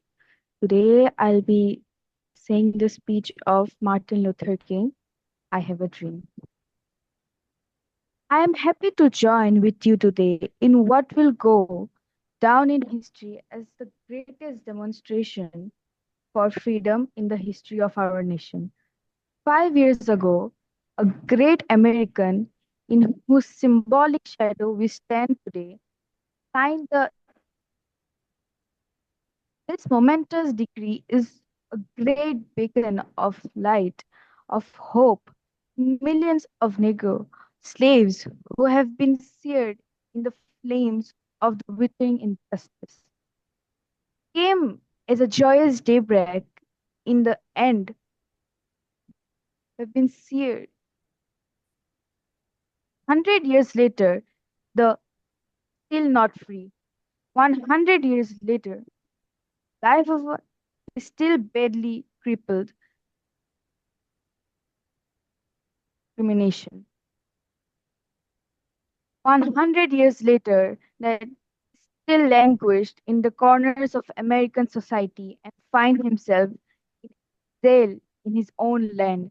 So we have come here today to document a shameful condition. Since we have come to our nation's capital, cash a check. When the architects of our republic magnificent words of Constitution and the Declaration of Independence, they were signing customary note to each American was to follow. All men, yes, black men as well as white men, would be guaranteed. Yes, my time is over. Thank you. Okay, Sanyukta. Thank you so much. Now I'd like to hand over the virtual mic to Manjay ma'am again. Manjay ma'am, please carry on. Well, that was the declamation speech, and we are going to listen to the feedback of each and every student from our judge, Dipendra sir. Well, now we are honored, by the presence of our special judges for the debate. Yes, our esteemed guests who in such a short notice have given their consent. Well, I extend my sincere gratitude from the CWME team and hope in future you'll collaborate and motivate our students. Well, debate serves as a valuable tool for personal growth and effective communication. We can consider multiple perspectives while discussing a topic, and it is an integral part of public speaking. So, this interest has thereby blessed us with our special guests who are good debaters. So, here we have Dr. Oli Goswami, MD, Forensic Medicine, Guwahati Medical College, presently working as Assistant Professor in Forensic Medicine and Deputy Superintendent, PA Sangmai International Medical College and Hospital, and she is with us. Well, she was awarded with many recognitions and presented many papers. It's a matter of pride for CWME to be honored by your presence, ma'am. Your words of inspiration will mean a lot to our students. I would like to request you to speak a few words. It's indeed a pleasure for me to be attending such a platform, and that too after years, actually away from my medical profession, something different, and that too among kids It's really something very different, and it really brings to me memories of my childhood when I was in St. Mary's School, Guwahati, where I used to be the best debater, Cotton College, Guwahati, where I used to be the best debater, also Guwahati Medical College, where I used to be the best debater. Now that is almost decades later. I am here with you all today, and I extend my heartfelt thanks to the organizers for inviting me to this platform and giving me a chance to be a part of this occasion. And it was indeed, it was really wonderful actually to hear Madam uh, speak about the Holocaust era, the something that we have read in our childhood in Anne Frank, The Diary of a Young Girl. Ma'am, I can only tell you one thing. When I was a young girl, when I myself was a young girl, I read that book, and every time I'd read one chapter, I would I would hide my face behind the pillows, and I'll start crying, and so that nobody can see me crying. And never in my life did I have the guts to read the book for a second time, an honest confession, because I couldn't bear the trauma and the tragedies that were written in the book. There's only once I had read the book, and till now I never had the guts. Now I am actually approaching. I'll in 2 years' time I'll be 50, but I never had the guts to again read the book. So seeing a survivor in front of me and hearing her speak, and that too, ma'am, you had narrated your own tales, your own horrific tales in such a way that it was like, as sir has already said, it was like something as if we are watching a cinema, a film that has been, picturized, and it has been beautifully presented to us. It is not that we are hearing it from you, ma'am, and I really feel that I am blessed to be present and to have heard you speak, ma'am. Thank you so much. And it was indeed a wonderful also to hear sir speak and to go through his PPTs. And I have seen all his PPTs, and it was great actually to go through and understand the basics and how he emphasized on communication, and communication being the the the main thing that is actually lacking in today's world. And I totally agree with him. And also I would like to stress upon one thing that sir has already spoken about, actually the mental health and the technologies. I'd like to, as a doctor, I'd just like to emphasize one thing. One point was probably missed: the extensive use of mobile and the games that is extensively having a very bad effect on the youth and the children today. I have seen actually children taking money from their parents' accounts without their knowledge to buy games, online games, and playing games. I have seen children spending up to 1.5 lakhs, and then the mother suddenly realizes, where have that 1.5 lakhs gone? So technologies do have an impact, positive impact. Yes, they help you to study. They give you a broader world in which you can venture out in search of knowledge. But everything can be used in a good and bad way. And if you use in a bad way, then you have the games, then you have the other things which should not be viewed at your age, which are often viewed by the youth. And then they, especially the teenagers, and then they land in, as a forensic person, and I can say they land in real trouble at times. So technologies can be good, technologies can be bad, and technologies do have an impact on mental health. Apart from this, it was also very nice to hear the speeches from the students, bright young minds. They speak out their minds, and they have narrated all the speeches so well, others' voices in their own voice. It was excellent. And with that, I wouldn't like to stretch on much, but I'd like to say that to be here is a great pleasure for me, because it's a good break for also for me from the monotony of my own work, the medical practice, and forensic being, as you know, a subject where we really deal with crime and criminals often. So nice break. Thank you, organizers, once again. And thank you to everyone. for the patient here. Thank you so much, ma'am. We are blessed indeed by your presence and your insightful feedback. So we'll have a lot of takeaways today, and I hope the children will also agree with me. Thank you once again. So our next judge, Sunanda Chetri, research scholar, IIT Guwahati, India, who is currently residing in Sweden. And, despite different time zones, she has given her consent to be with the students because of her love for debate, and she wants to boost their morale. So we would like to welcome Mr. Chetri, ma'am, and request her to speak a few words.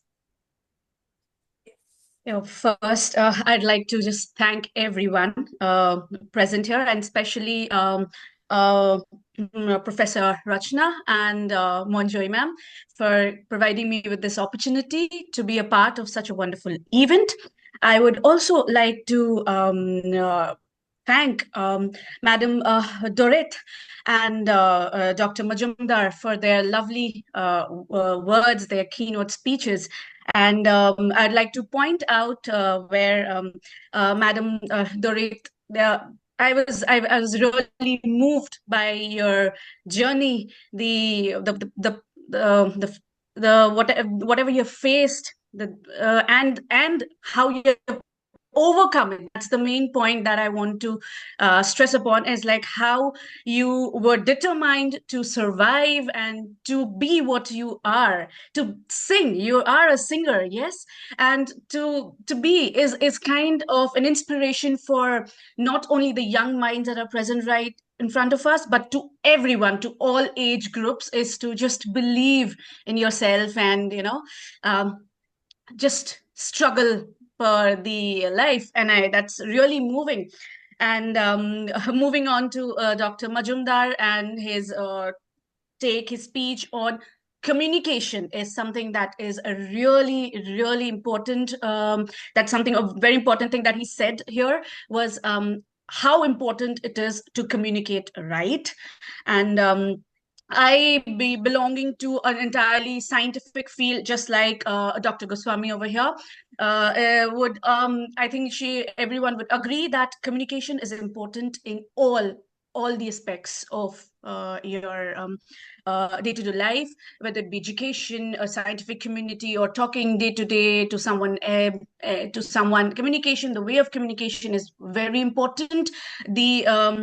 The points where he was reiterating into coming to the point, talking about just the right point and not beating around the bushes, is something that is very important in basically in scientific community, right? Like, for example, in scientific writing that we kind of face in our research area. But yes, the importance of this is invaluable. It is really important. And I'd also like to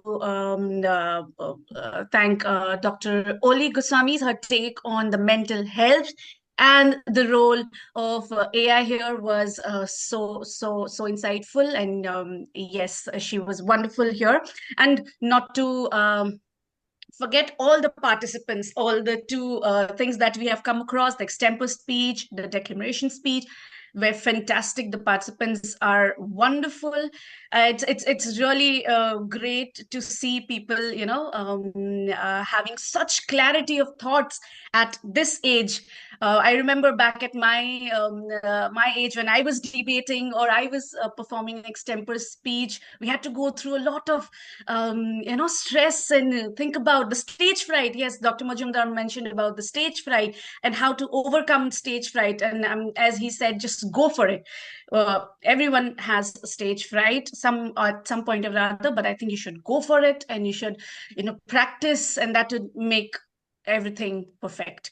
So I don't think I should waste more time over here, but I wish all your all the young minds are very all the best for not only the competition right now, but for their future. I think, like, I just know that they are not just youngsters, but future uh, group leaders, entrepreneurs, scientists, and whatnot.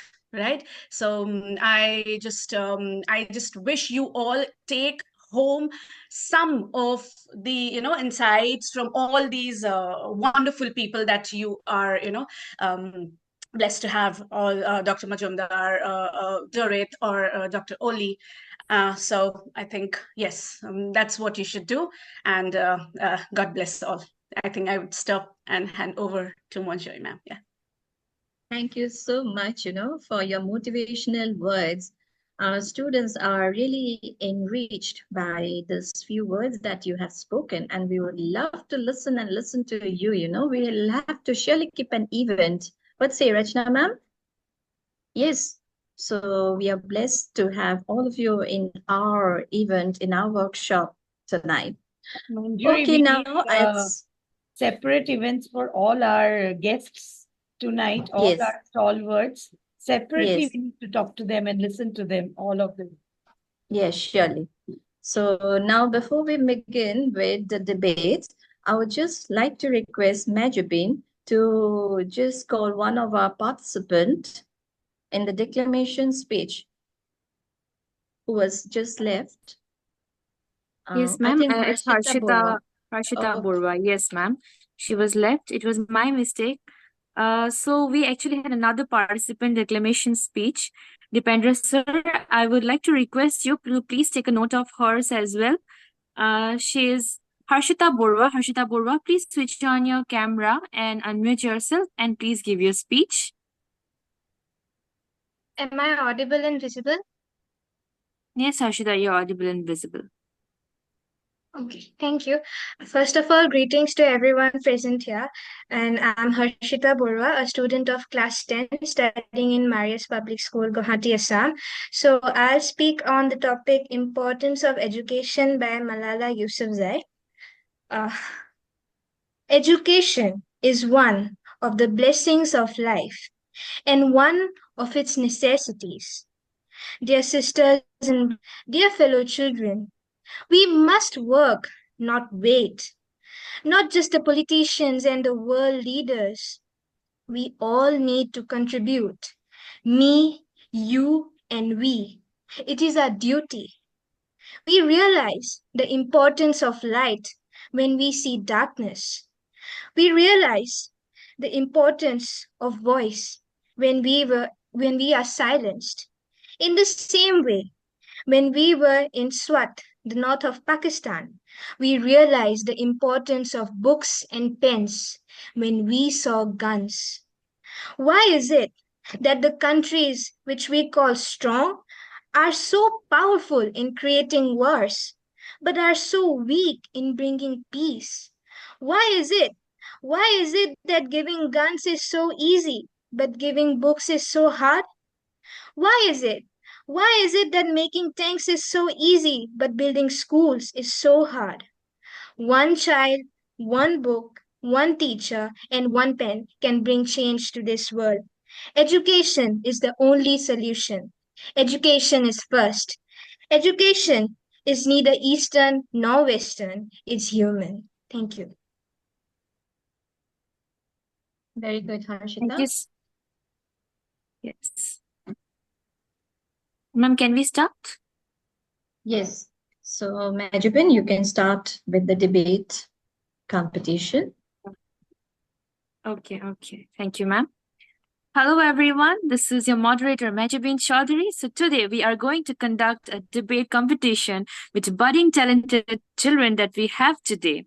So we have our participants, but before that, I would like to announce the topic of our today's debate competition. That is, freedom of speech should have limits. So we have real good judges today. That's Oli ma'am and Sunanda ma'am. I would like to request them, ma'am, please take a note of their speeches, and I'm announcing the rules and regulations as well. The first speaker needs to speak for 4 minutes. Please, everyone, take a note of it. Don't exceed the time. The respective speakers should speak for 2 minutes. And also take a note of the rebuttals that you all do. Don't exceed the time. I will already be notifying yourself in the chat box. Please do look at the chat box. And to everyone, and do not try to objectify anything with weight. And so here we go members of both the teams. So from the proposition bench, the first speaker is Sukanya Sharma, second speaker Jennifer Ahmed, third speaker Akshita Burman, fourth speaker Ayan Bhaskar. From the opposition bench, the first speaker is Sanjeevan Bhuya, second speaker is Sanyukta Barwa, third speaker is Soumyadeep Mahato, fourth speaker is Vibhash Gogoi. I hope everyone know the rules very well. I already explained it to you. So we are going to start with our debate without wasting any time. Oli ma'am and Sunanda ma'am, I'm again requesting you, please take a note of their deliveries so that we can declare the winning team at the last. So our first speaker is Sukanya Sharma from the proposition bench. Sukanya, please turn on.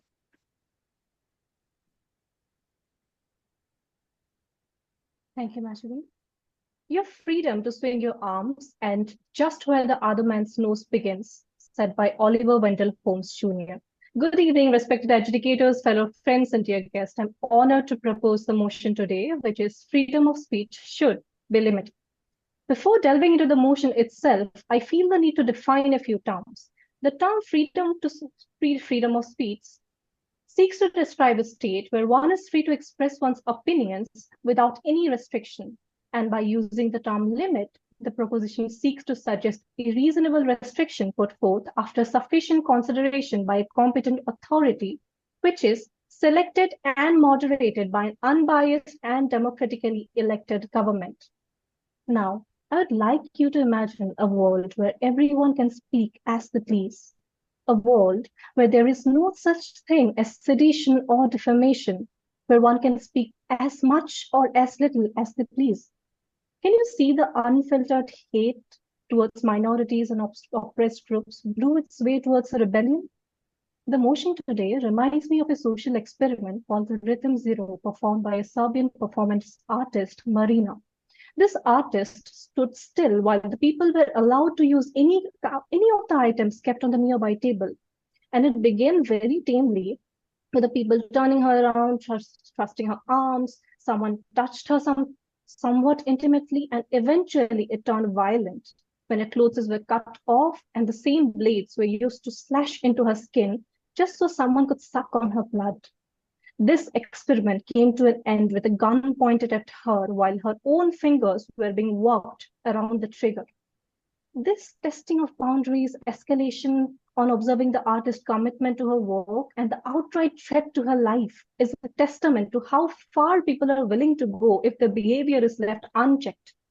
So how do I expect a different behavior when it comes to the unrestricted freedom of speech? Speech in itself has been a topic of debate since millenniums due to the inherent power it carries. A good orator is said to be able to change the course of rivers. So how hard it is actually to sway the hearts and minds of the masses? The picture I painted today is actually very tame as compared to what has happened throughout history, where anyone could speak without reservations and restrictions. The Nazi propaganda, the Holocaust, the Rwanda genocide, the anti-Rohingya hate speech in Myanmar, the US Capitol riot of 2021, where the lack of restriction of hate speech and misinformation throughout the internet ultimately led to the death of several and political turmoil. History is testament to the fact that freedom of speech cannot be absolute. The art of speech is indeed so powerful that it has made all of us from different walks of life around the globe sit here today simply to hear each other out. Therefore, it is clear that freedom of speech should have limits to prevent harm, protect minorities, maintain social cohesion. As we navigate the complexities of our modern interconnected world, let us strive to create a balance where speech is free, but not at the expense of safety, dignity, or harmony, because liberty at the end of the day is also a social contract. I rest my case, but not my cause. Thank you. Thank you so much, Sukanya. That was a really beautiful delivery. I would like to say something about her, that she is a student of Kalinga Institute of Technology all the way from Bhubaneswar. She is a law student joining us tonight here. That's a really wonderful thing for us. Now, we have our first participant from the opposition bench. That's Sanjeevan Bhuya. Sanjeevan, you can start with your debate. I hope I'm audible and visible for everyone. Am I? Yes, you're audible and visible. Okay, that's amazing. So first of all, today's topic of motion is freedom of speech should have limits. And as the opposition and as a citizen of my country, I completely oppose this motion. Let's see, first of all, I disagree with the definition that is being provided by the proposition. Proposition says that freedom of speech is the right to speak whatever comes to their mind. But rather, let's look at historical meaning of freedom of speech. Freedom of speech is the right to express one's opinions and ideas without the fear of government retaliation or censorship. And I would also like to give a rebuttal in the very first moment. History is not a testament of movements where freedom of speech should be limited. History is a testament of a world where freedom of speech of majority was heard and freedom of speech of minority was derailed. That is the history in reality. Now let us put the point forward. Our first point, freedom of speech is the very bedrock of democracy. There are 195 countries in the world. One of many are monarchical, plutocratic, oligarchic, or dictatorship. But democracy is the best form of government out there. That is known throughout the history. That democracy is necessary. And one of the main proposition of democracy is that people can freely speak their minds out. That we are here today and we can discuss whatever comes to our mind. And we can speak freely about it without the fear of censorship and retaliation from the government. Now, the second thing, I had really beautiful quotes prepared for the debate, but I think I have to mention this. In the very first moment of this event, Dorit ma'am said something very wonderful that I have to mention in my speech. She said that she cannot stand injustice. Wherever she sees injustice, she cannot stand it. Even being a Jewish woman, she can support and she will support any religious minority. And for that, freedom of speech is necessary. To stand tall and to stand freely and to express yourself, to stand against injustice, freedom of speech is very necessary. Our second most important point is censorship is a slippery slope. Who decides what should be censored? Right? Who decides? Government decides. And when a government can freely censor whatever they want, it becomes a tyrannical rule. It censors the dissent. It censors the very distant opinions that other individuals and other citizens have. And dissent is very necessary for any country, rather it be democratic, dictator, whatever it is. But dissent is necessary. And our next point is it facilitates social change. Social change is very much necessary. Let us say civil rights movements, let us say national movement, let us even talk about the LGBTQ rights movements, and let us even talk about the social movement against Nazism. When censorship is put upon people's point of view, they cannot express, they cannot facilitate that social change that is necessary. If we talk about Central Board of Film Certificate, Central Board of Film Certificate in 2000s have limited a huge amount of LGBTQ right films, and that cannot be shown to the general public. Now we know that LGBTQ rights are very much necessary like any other rights. So when you limit or curtails that freedom of speech, it becomes very harsh. And today it's very ironical that we are talking about this. John Merton in 1664, when he provided the very idea of freedom of speech, it was provided as a contradiction to censorship. And today, after probably 300 years, and we are sitting here and talking where freedom of speech should have limits. It should not have limits. Any resilient country should have its citizens speak freely and openly their mind. Thank you very much for listening to me. Thank you. Thank you so much, Sanjeevan. So we have our next speaker from the proposition bench. That's Jennifer Ahmed. Jennifer, you have 2 minutes to speak. Please switch on your camera and unmute yourself and start with the debate. Am I audible, ma'am? Yes, you're audible and visible. Please start. As the opposition's team said, that what do you say? Yes, that freedom of speech should have no limits. Am I right? Freedom of speech should have its limit. Everything should have its limits, because without limits, freedom of speech is being abused of. Like I said, bullying and cyberbullying and every stuff like this, mental health and depression is going up because of this.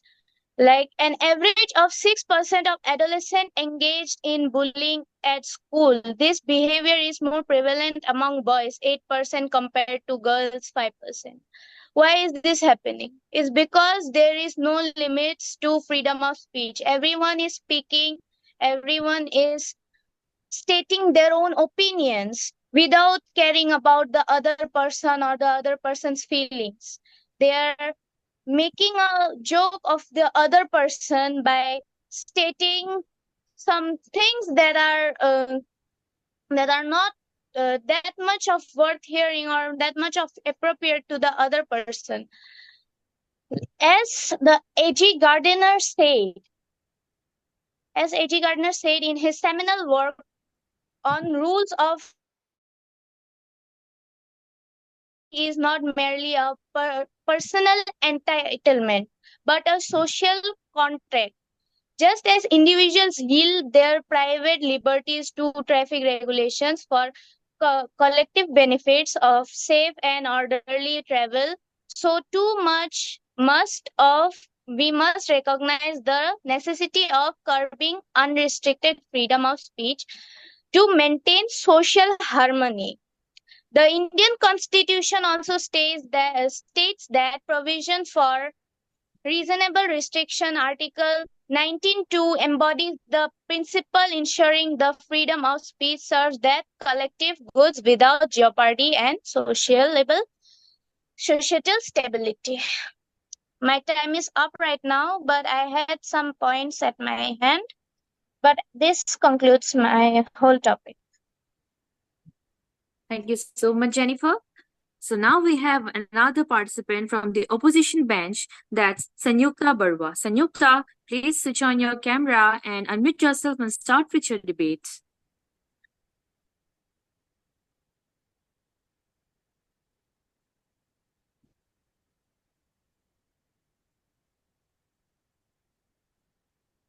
You are not audible, Sanjukta.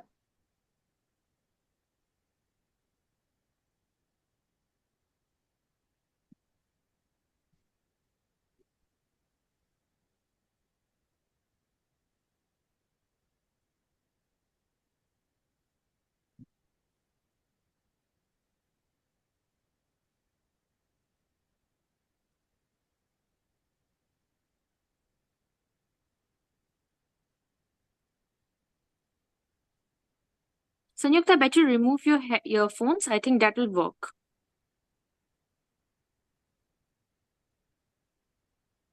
No, you're not yet audible.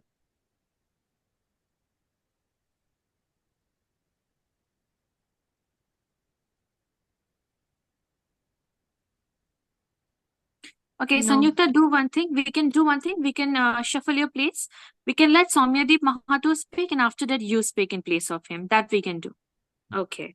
So, Soumyadeep Mahato, please switch on your camera. Soumyadeep? Am I audible? Yes, you're audible and visible. Start. Yeah. 1 minute.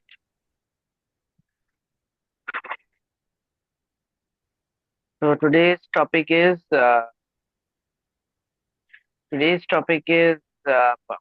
speaking should be banned. So we are against the motion. Hello. Am I audible? Yes, you're audible. Please continue. Yeah.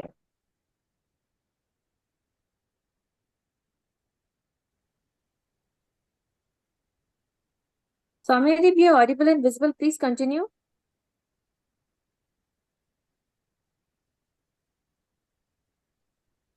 Okay. Yes, yes. So, the freedom of speech is expression of one's opinion, viewpoint, so on and so forth. It is right once gets by birth. So to suppress this right in the name of limited word, in other words, silences him and on her from speech. Opposition has put their point, saying that unlimited freedom of speech may cause hatred and enmity and may hurt the noble feelings of peace-loving society. Anything coming out from the mouth or any unwritten is not speech. His speech is intended or to harm or discriminate against individual or freedom of There. speech is expressed of one's There, own opinion. Loyan. With this, Keep yourself muted. I'm not talking to you, Samyadeep. Please continue. Others, please keep yourself muted. with this, I would end my speech here. I wouldn't like to continue further. That's it.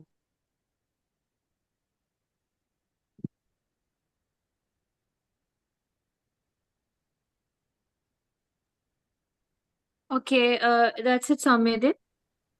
Okay, so we have our next participant from the proposition bench, that is Akshita Burman. Akshita Burman, please switch on your video and unmute yourself and start with the debate. Greetings to respected jury members and the members present in this House. In the opinion of the House, freedom of speech should have limitations, and I stand here to speak for the motion. Ladies and gentlemen, as Martin Luther King Jr. said, our lives begin to end the day we become silent about things that matter. I would like to emphasize that while freedom of speech is a fundamental right, it is not absolute and should be exercised with responsibility and respect for the rights and dignity of others. Ladies and gentlemen, as the second speaker of the opposition bench said, he began his speech with the line, "Speaking should be banned." That line, it is not what the proposition bench says. It is not true at all. We are not trying to say that speaking should be banned. We are instead trying to say that speaking should it should happen. It should be promoted. Freedom of speech should be promoted, but without hate speech or blasphemy, etc., that ruin the dignity and moral values of a country and other individuals. So I believe the second speaker was really wrong when he said that speaking should be banned, because it is not true at all, and it should not be banned. It should instead be encouraged. And I believe he did not have a correct and proper grasp of the subject, as I believe that the proposition bench believes that he completely said that speaking should be banned, which is not true at all. It should instead be encouraged, and it with limitations. According to a survey conducted by Spring 2018 Global Attributes, a 27-country median of 62% says that freedom of speech is protected in their country. This proves that 62% of people in 27 countries believe that in their country, freedom of speech is maintained, even with certain rules and regulations and limitations that the government provides. Acts such as blasphemy, hate speech, etc., that downgrade a country's morals and sovereignty and make fun of an individual, and the constitution of that country preventing these things from happening are considered as limitations. Therefore, if society believes that limitations in their freedom of speech do not hamper their ability to speak and express freely, so why not continue it? With this, I would like to rest my case, but not my cause. Thank you so much, Akshita. Now we have the next participant from opposition bench, that's Sanyukta Barwa. Sanyukta, are you here now? Yes, am I finally audible? Yes, you're audible, Sanyukta. You can start. I'm so sorry about that. Um, Good evening, everyone. My name is Sanyukta Barua. I am from 11. I am from Marias Public School. I am in 11th grade. So, I would like to start with the quote of Voltaire that I may disagree with what you say, but I will defend to it your right to say. This quote emphasizes the importance of freedom of speech because knowing different perspectives and knowing different people's opinions will help us make the decision in a better way.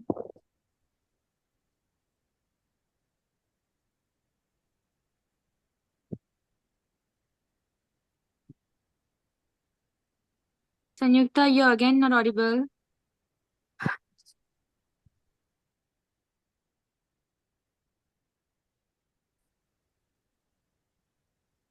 Am I audible now? Yes, you're audible. Please continue. Okay. As the first speaker said, that censorship is a slippery slope. What is the guarantee that the boundaries between what can be censored and what cannot be censored somewhat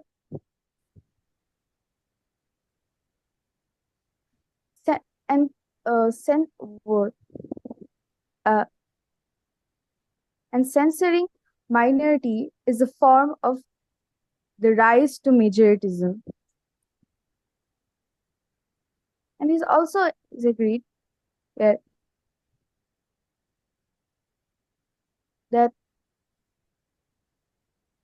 and not everything that is uttered or said should be considered as speech. By this, I would like to conclude my speech. Thank you. Okay, Sanyukta. It's okay, network issue, but still you tried your best. Okay, so we have the next participant or the last participant from the proposition bench. That's Ann Bhaskar. And Bhaskar, you may switch on your camera and unmute yourself and start with the debate.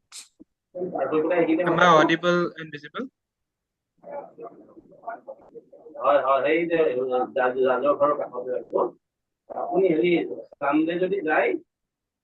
Kindly keep yourself muted.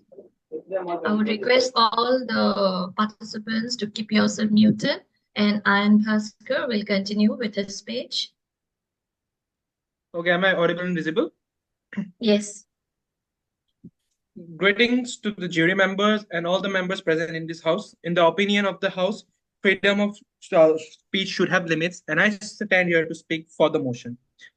First of all, I would like to begin with few rebuttals.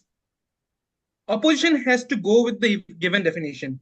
Number one, freedom of speech given to all means that majority cancels out minority. Proposition clearly mentioned reasonable restriction and defined how the government is democratically elected. Tyranny is the failure of democracy. Censorship in parliament doesn't exist as parliamentary privilege. Parliamentary privilege exists, so it does not come under reasonable restriction. I would like to further continue by rebuttaling the first speaker that he spoke, whatever we feel, we can speak. Ladies and gentlemen, I would like to enlighten the House about one of the points that the First Amendment in the Bill of Rights does not mean people have the right to harm one another with their speech. It actually means the government cannot jail, fine, or impose civil liability on people or organizations based on what they say or what they write. Second speaker, I would like to rebut the second speaker. Ladies and gentlemen, the speaker failed to introduce the topic itself. He only spoke that right to speech should be banned. Deviation which is totally deviating from the given agenda of the House. Ladies and gentlemen, the speaker only informed the House about the meaning of freedom of speech, that too in a wrong direction. Ladies and gentlemen, it is not my duty to give the definition of freedom of speech, but since the opposition bench has misled the House, I would like to give a simple definition of what is freedom of speech. Freedom of speech, right as stated in the First and the 14th Amendments to the Constitution of the United States, to express information, ideas, and opinions free of government restrictions based on content. A restriction is legitimate if the speech in question poses a clear and present danger, that is, a risk or threat to safety or to other public interest that is serious and imminent. Ladies and gentlemen, I would like to deliver a quote. Hate speech and freedom of speech are two different things. A famous quote by Lely Jones. Lastly, but not the least, words are very powerful. What we say can affect people, change people, hurt people, encourage people, and give hope. There's nothing with supporting people or making someone say. With this, I would like to rest my case, not my cause. Thank you. Thank you so much, Ayan Bhaskar. That was the last participant from the proposition bench. Now we have the last participant from the opposition bench. That's Bibhash Gogoi. Bibhash Gogoi, please switch on your camera and unmute yourself and start with the debate.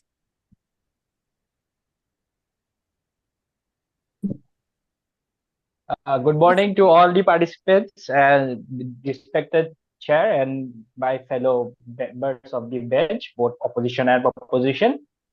I would like to begin with a quote from one of my favorite writers of all time, Rudolf Rocker. The people owe all political rights and privileges which we enjoy today in greater or lesser measure, not to the goodwill of the governments, but to their own strength. One need only study the history of the past 300 years to understand by what relentless struggles every right has to be wrested inch by inch from the despots. As my fellow members of the opposition bench have already explained, there are absolutely no conditions under which freedom of speech should be curtailed.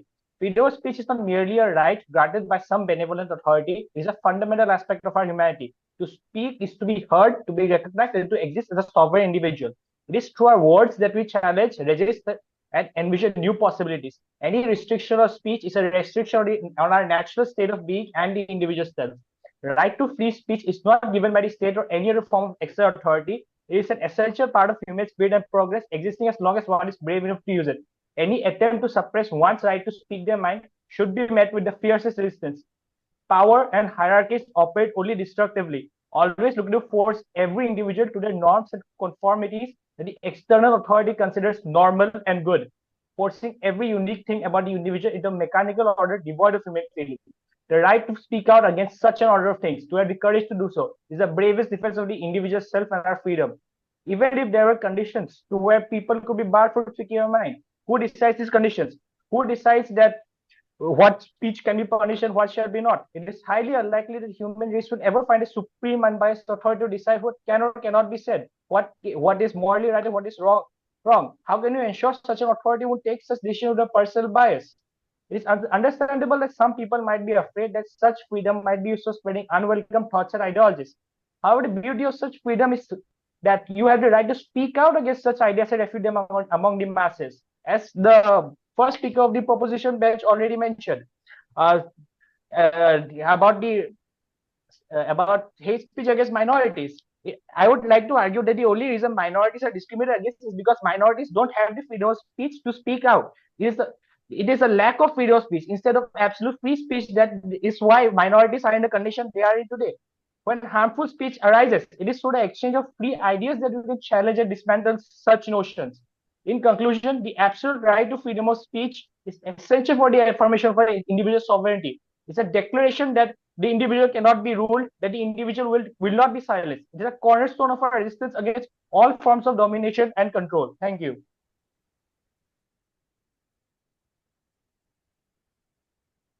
Okay, so that was the debate, and it was really wonderful to see how everyone turned their points out. Everyone laid their points so beautifully and gave the gravity to the topic. It was really beautiful. All of you have done very well. So today's topic was freedom of speech should have limits. To be honest, yes, sometimes we feel that when we see the crimes happening, when we see the abuse that people go through, when we see the bullying, yes, freedom should have limits. I hear anybody to say that we have freedom of speech, we can just say anything.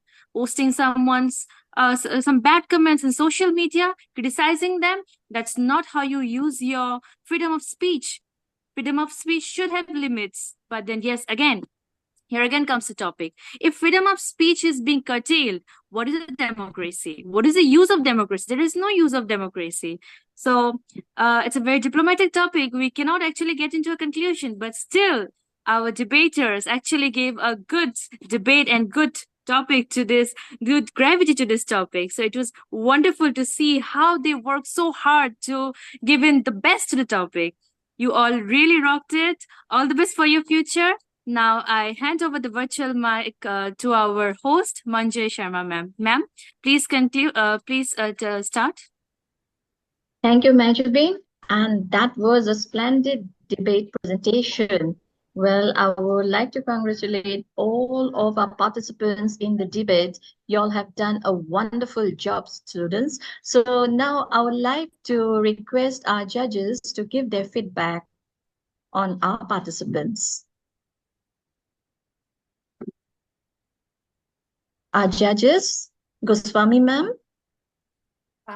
It was really a nice debate, and talking about freedom of speech is really freedom of speech to me is actually a double-edged, it's like a double-edged sword, because it can be used for good and it can be used for bad. How it can be used for bad, we have seen only very recently. Our elections have concluded very recently, and we have seen how our so-called leaders have actually bullied one another without actually addressing many of our problems of the country. And that is a bad use of the freedom of speech. Actually, Constitution itself gives us restraint of freedom of speech. Say there is the POXO Act. I think you all know about the POXO Act. So the POXO Act actually makes it mandatory for anyone who has witnessed a victim of sexual abuse to report it to the nearest police station. But the same POXO Act also restrains us to not to reveal the name of the survivor or the victim, as we call it. So the Constitution, or which binds us actually, which rules over us, it has given us boundaries for us to speak, where to speak and where not to speak. So to me, it is like a double-edged sword.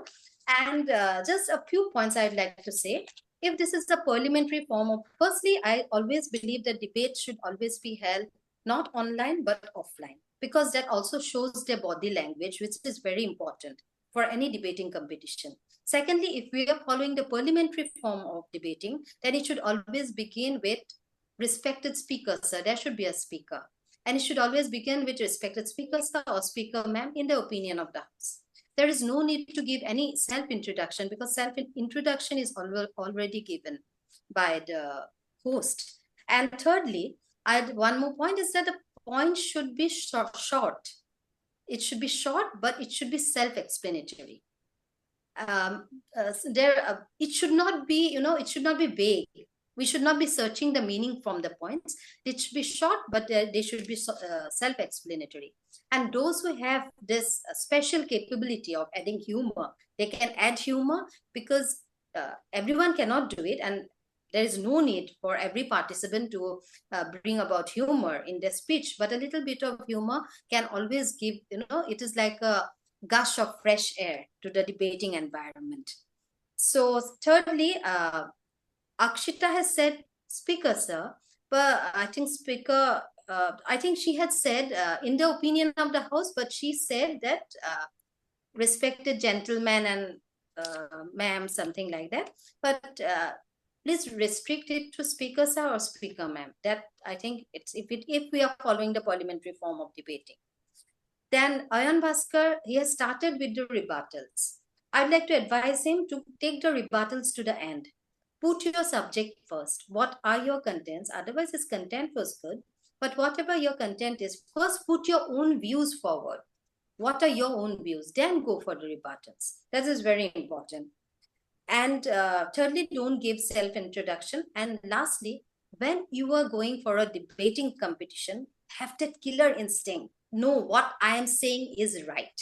Always believe that. Even you may not be right, but believe you were right, and you will have to prove on the dais that you were right, not only in your speech, not only in your tone, but also in your body language. Always remember it. And thank you. And everyone was very good. All the position and proposition bench members, everyone was outstanding. They had their own views, and I fully respect them. Sukanya, you gave a very good introduction. You were fluent. You have introduced a topic very well. I know that introducing a topic in the beginning is not a easy job, but actually she should have been given a chance at the end also to end the topic if we are following the parliamentary form of debating.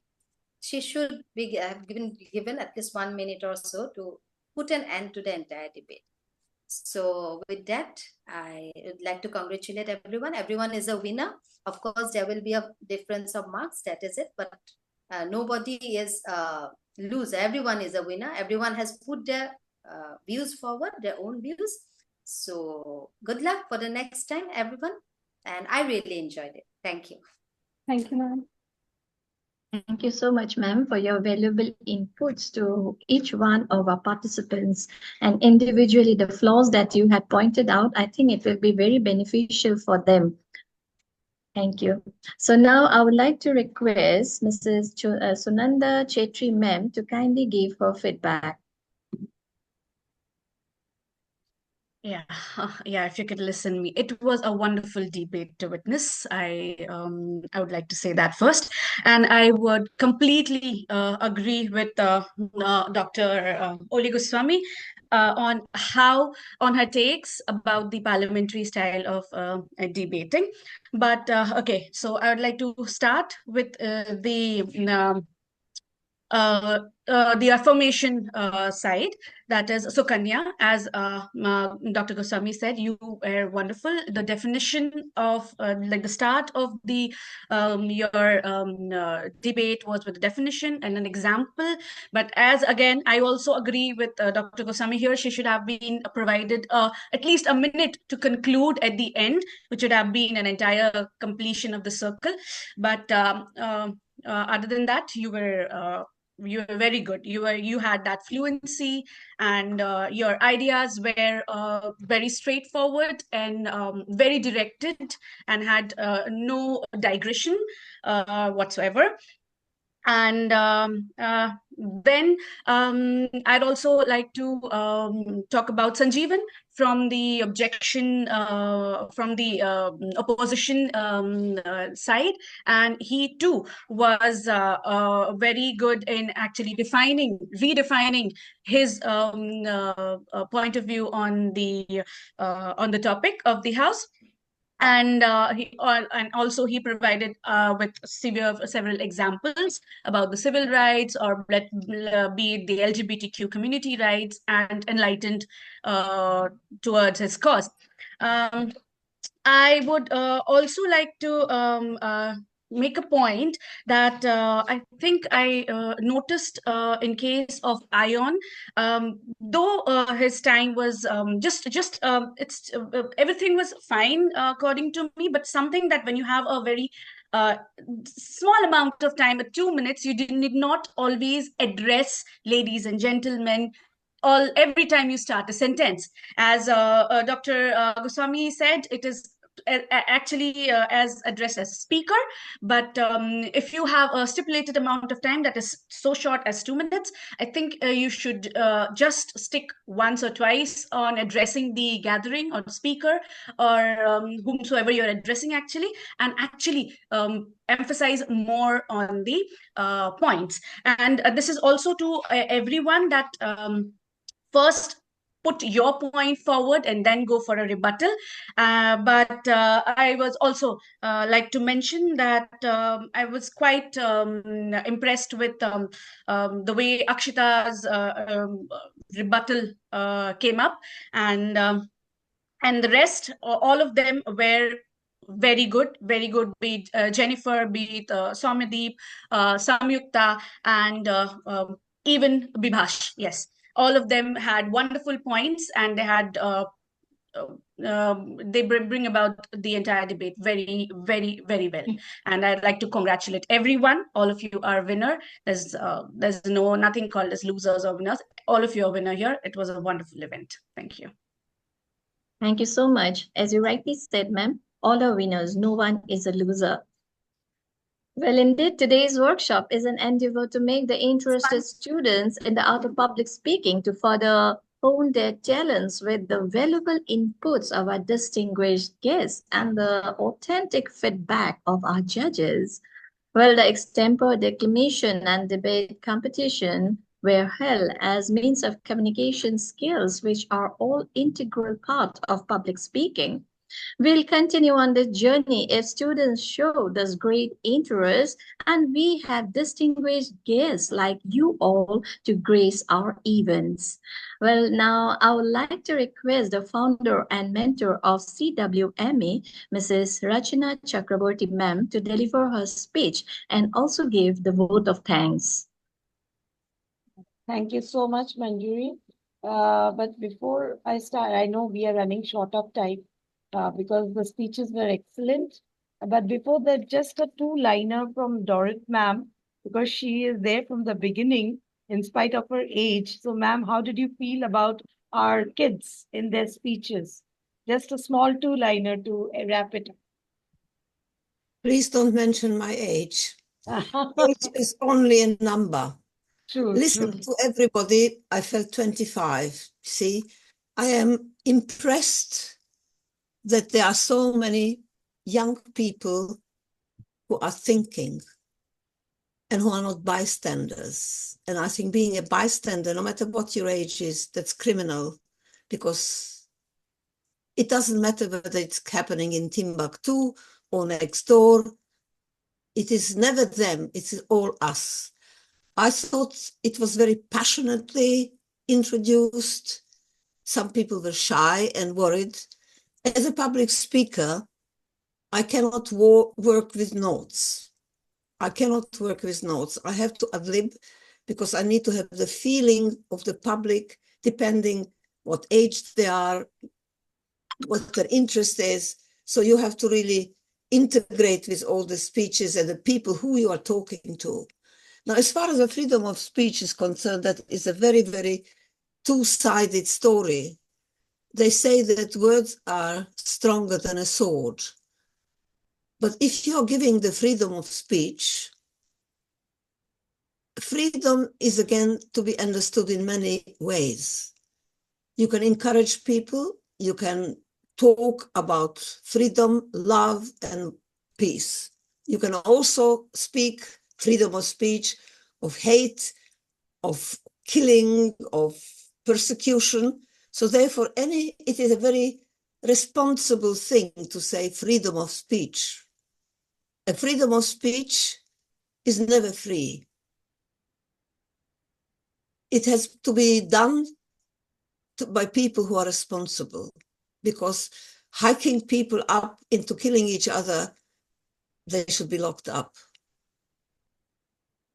And I just find the passion that your students have shown today, I'm really, really impressed. And I would like to hug each and every one of you. And of course, I would like to be hugged back as well. I enjoy being hugged.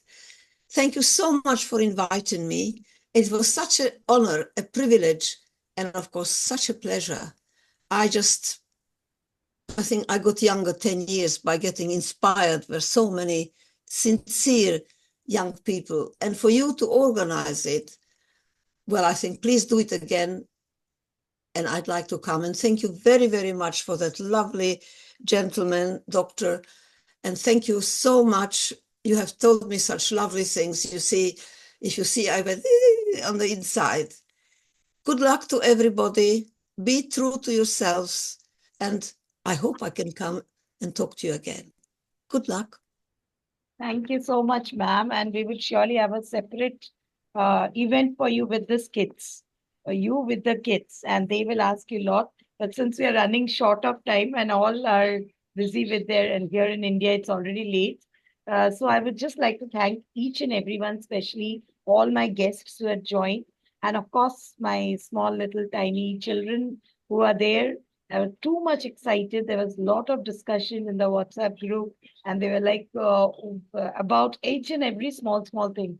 And it was a pleasure meeting you all once again. This is day 2 of summer camp, and it was initiated by Manjuri, and this time we have Mehjabeen. Last year we had Sechani from Sri Lanka joining us. This time it's Mehjabeen from Assam, Guwahati. So both of them are very dear to me and a very important integral part of CWMA. And they are the ones who conceive, they are the ones who come out with such things that you cannot say that it will not be happening. We have to go for it. And it was a wonderful response that we got. It was really overwhelming, even to see the judges, our guest of honors across the globe joining us in the time zone, in whichever time zone they were. So it was wonderful to have all of you. Thank you very much. Thanks a lot to everyone. And I know students are waiting for the results. So don't worry about your results. We will be declaring it since we are running short of time. We will hand over all the certificates in the WhatsApp group. Those who have not joined, you can either contact me personally. Also, if you have not joined our WhatsApp group, especially our winners for the evening participation certificates, every student will be getting. And for our guests, we have a small token of felicitation also that will be doing it, sending you all online on your mails. So that was for your small time. I know it's nothing, but soon we shall meet for an offline event as Manjuri has promised. We'll be keeping that, and we'll be meeting very soon for an offline event too, as Holy Ma'am and Sunanda Ma'am agrees with me that we should have debate and in an offline event, not in an online event. So it will be better that we organize that along with the help of Dr. D.K. Mazumdar, sir, a personality who we can keep on talking about him for hours together, and the time will just be a number again to speak about him too. It was excellent, sir, which you did in just few seconds to make the children understand the importance of speaking and the way you give your public speech. So we are doing here in our CWMA Skill Development Institute. We are working on that. We are working on each and every sector of the public speaking, which is very, very important. We have also our organization is also publishing books, encouraging the young authors to come up, all free of cost. We don't charge a single rupee for that. So those who are interested in writing too can join us and share your articles to us. And it will be published in Amazon. You get your links and you become a co-author too in the publishing house. So thanks so much. Thank you from the bottom of my heart. Of course, we'll see next time. We'll have separate events with all this, stalwarts, right? Manjuri and Majibin, don't you all agree? We have such stalwarts. We should have a separate interviews with them and keep on talking with them about their achievements. Thank you so much, D.K. Mazumdar, sir. It was my pleasure to have you, and it's all because of Manjuri's help that we have great people like you joining us. Thank you, Manjuri, for interacting with D.K. Mazumdar. I had left a message for D.K. Mazumdar, but I don't know. We are just a small personality, sir doesn't see us. So anyway, thank you, sir. Thank you. Once I'm back in Assam, I'll surely make it a point to meet you there also. And we have different students. I'm waiting to meet each one of them personally too from Mumbai once I go back to Assam, because that's my hometown. That's my place of birth. Thank you so much. Thanks, dear children. It was wonderful and great. Your energy should keep on boiling like this. Stay connected with CWMA. We are coming up with a lot of events. Just keep on texting us, mailing us in our email ID. We have it on in all our social medias. Soon it will be published in a publication house also about today's event. We will have it in the newspaper, local Mumbai newspapers too. So just keep watching us and following us. Thank you so much. Thank you so much, Manjuri. And for the participant, once again, don't get, in tension that you didn't receive your certificates or your moments of achievement. We will share it with you in the WhatsApp along with Manjuri ma'am and Majibin. So thank you so much. Thank you, Dorit ma'am. It was a pleasure. I know your time zones. Ma'am keeps on asking, and I was texting ma'am half an hour. Ma'am, 1 minute, 1 hour is remaining to go. because of the difference of time zones. Thank you so much, Dorrit ma'am, for making it possible once again. Surely I'll meet there. In England, I'll come over and take your interview myself. I'll be there, just like Tony Cranston, sir. If only I told Tony, sir, I'm trying my level best by November to reach there in London. So we'll be having a one-on-one interview there too. Thank you Then so I'm much. there, Rachna ma'am. Yes, yes, of course, Manjuri, my team of CWMA. Okay. Good. And of course, Majupin. Yes, a team, that I said, a full team will be going there in England and meeting Dorrit ma'am, because she's having a big heart for all of us there, and she's waiting to welcome us. Soumya Dev is giving all his hearts also. Thank you so much. Thank you. Yes, thank you. So Manjuri. thank you. Thank you to all for making this event a grand success, So we are indebted to each one of you, be it our guests, be it our students, and also our audience who keeps on supporting us. Thank you, Rachna ma'am, for believing in us and putting that trust on us. And we managed that only in one day. And because of all of our wonderful guests, we could manage it. Thank you to each one of you from the bottom of my heart. And as a member of CWME, please stay connected. Thank you once again. Thank you. Thanks to all of you. Thanks to all of you.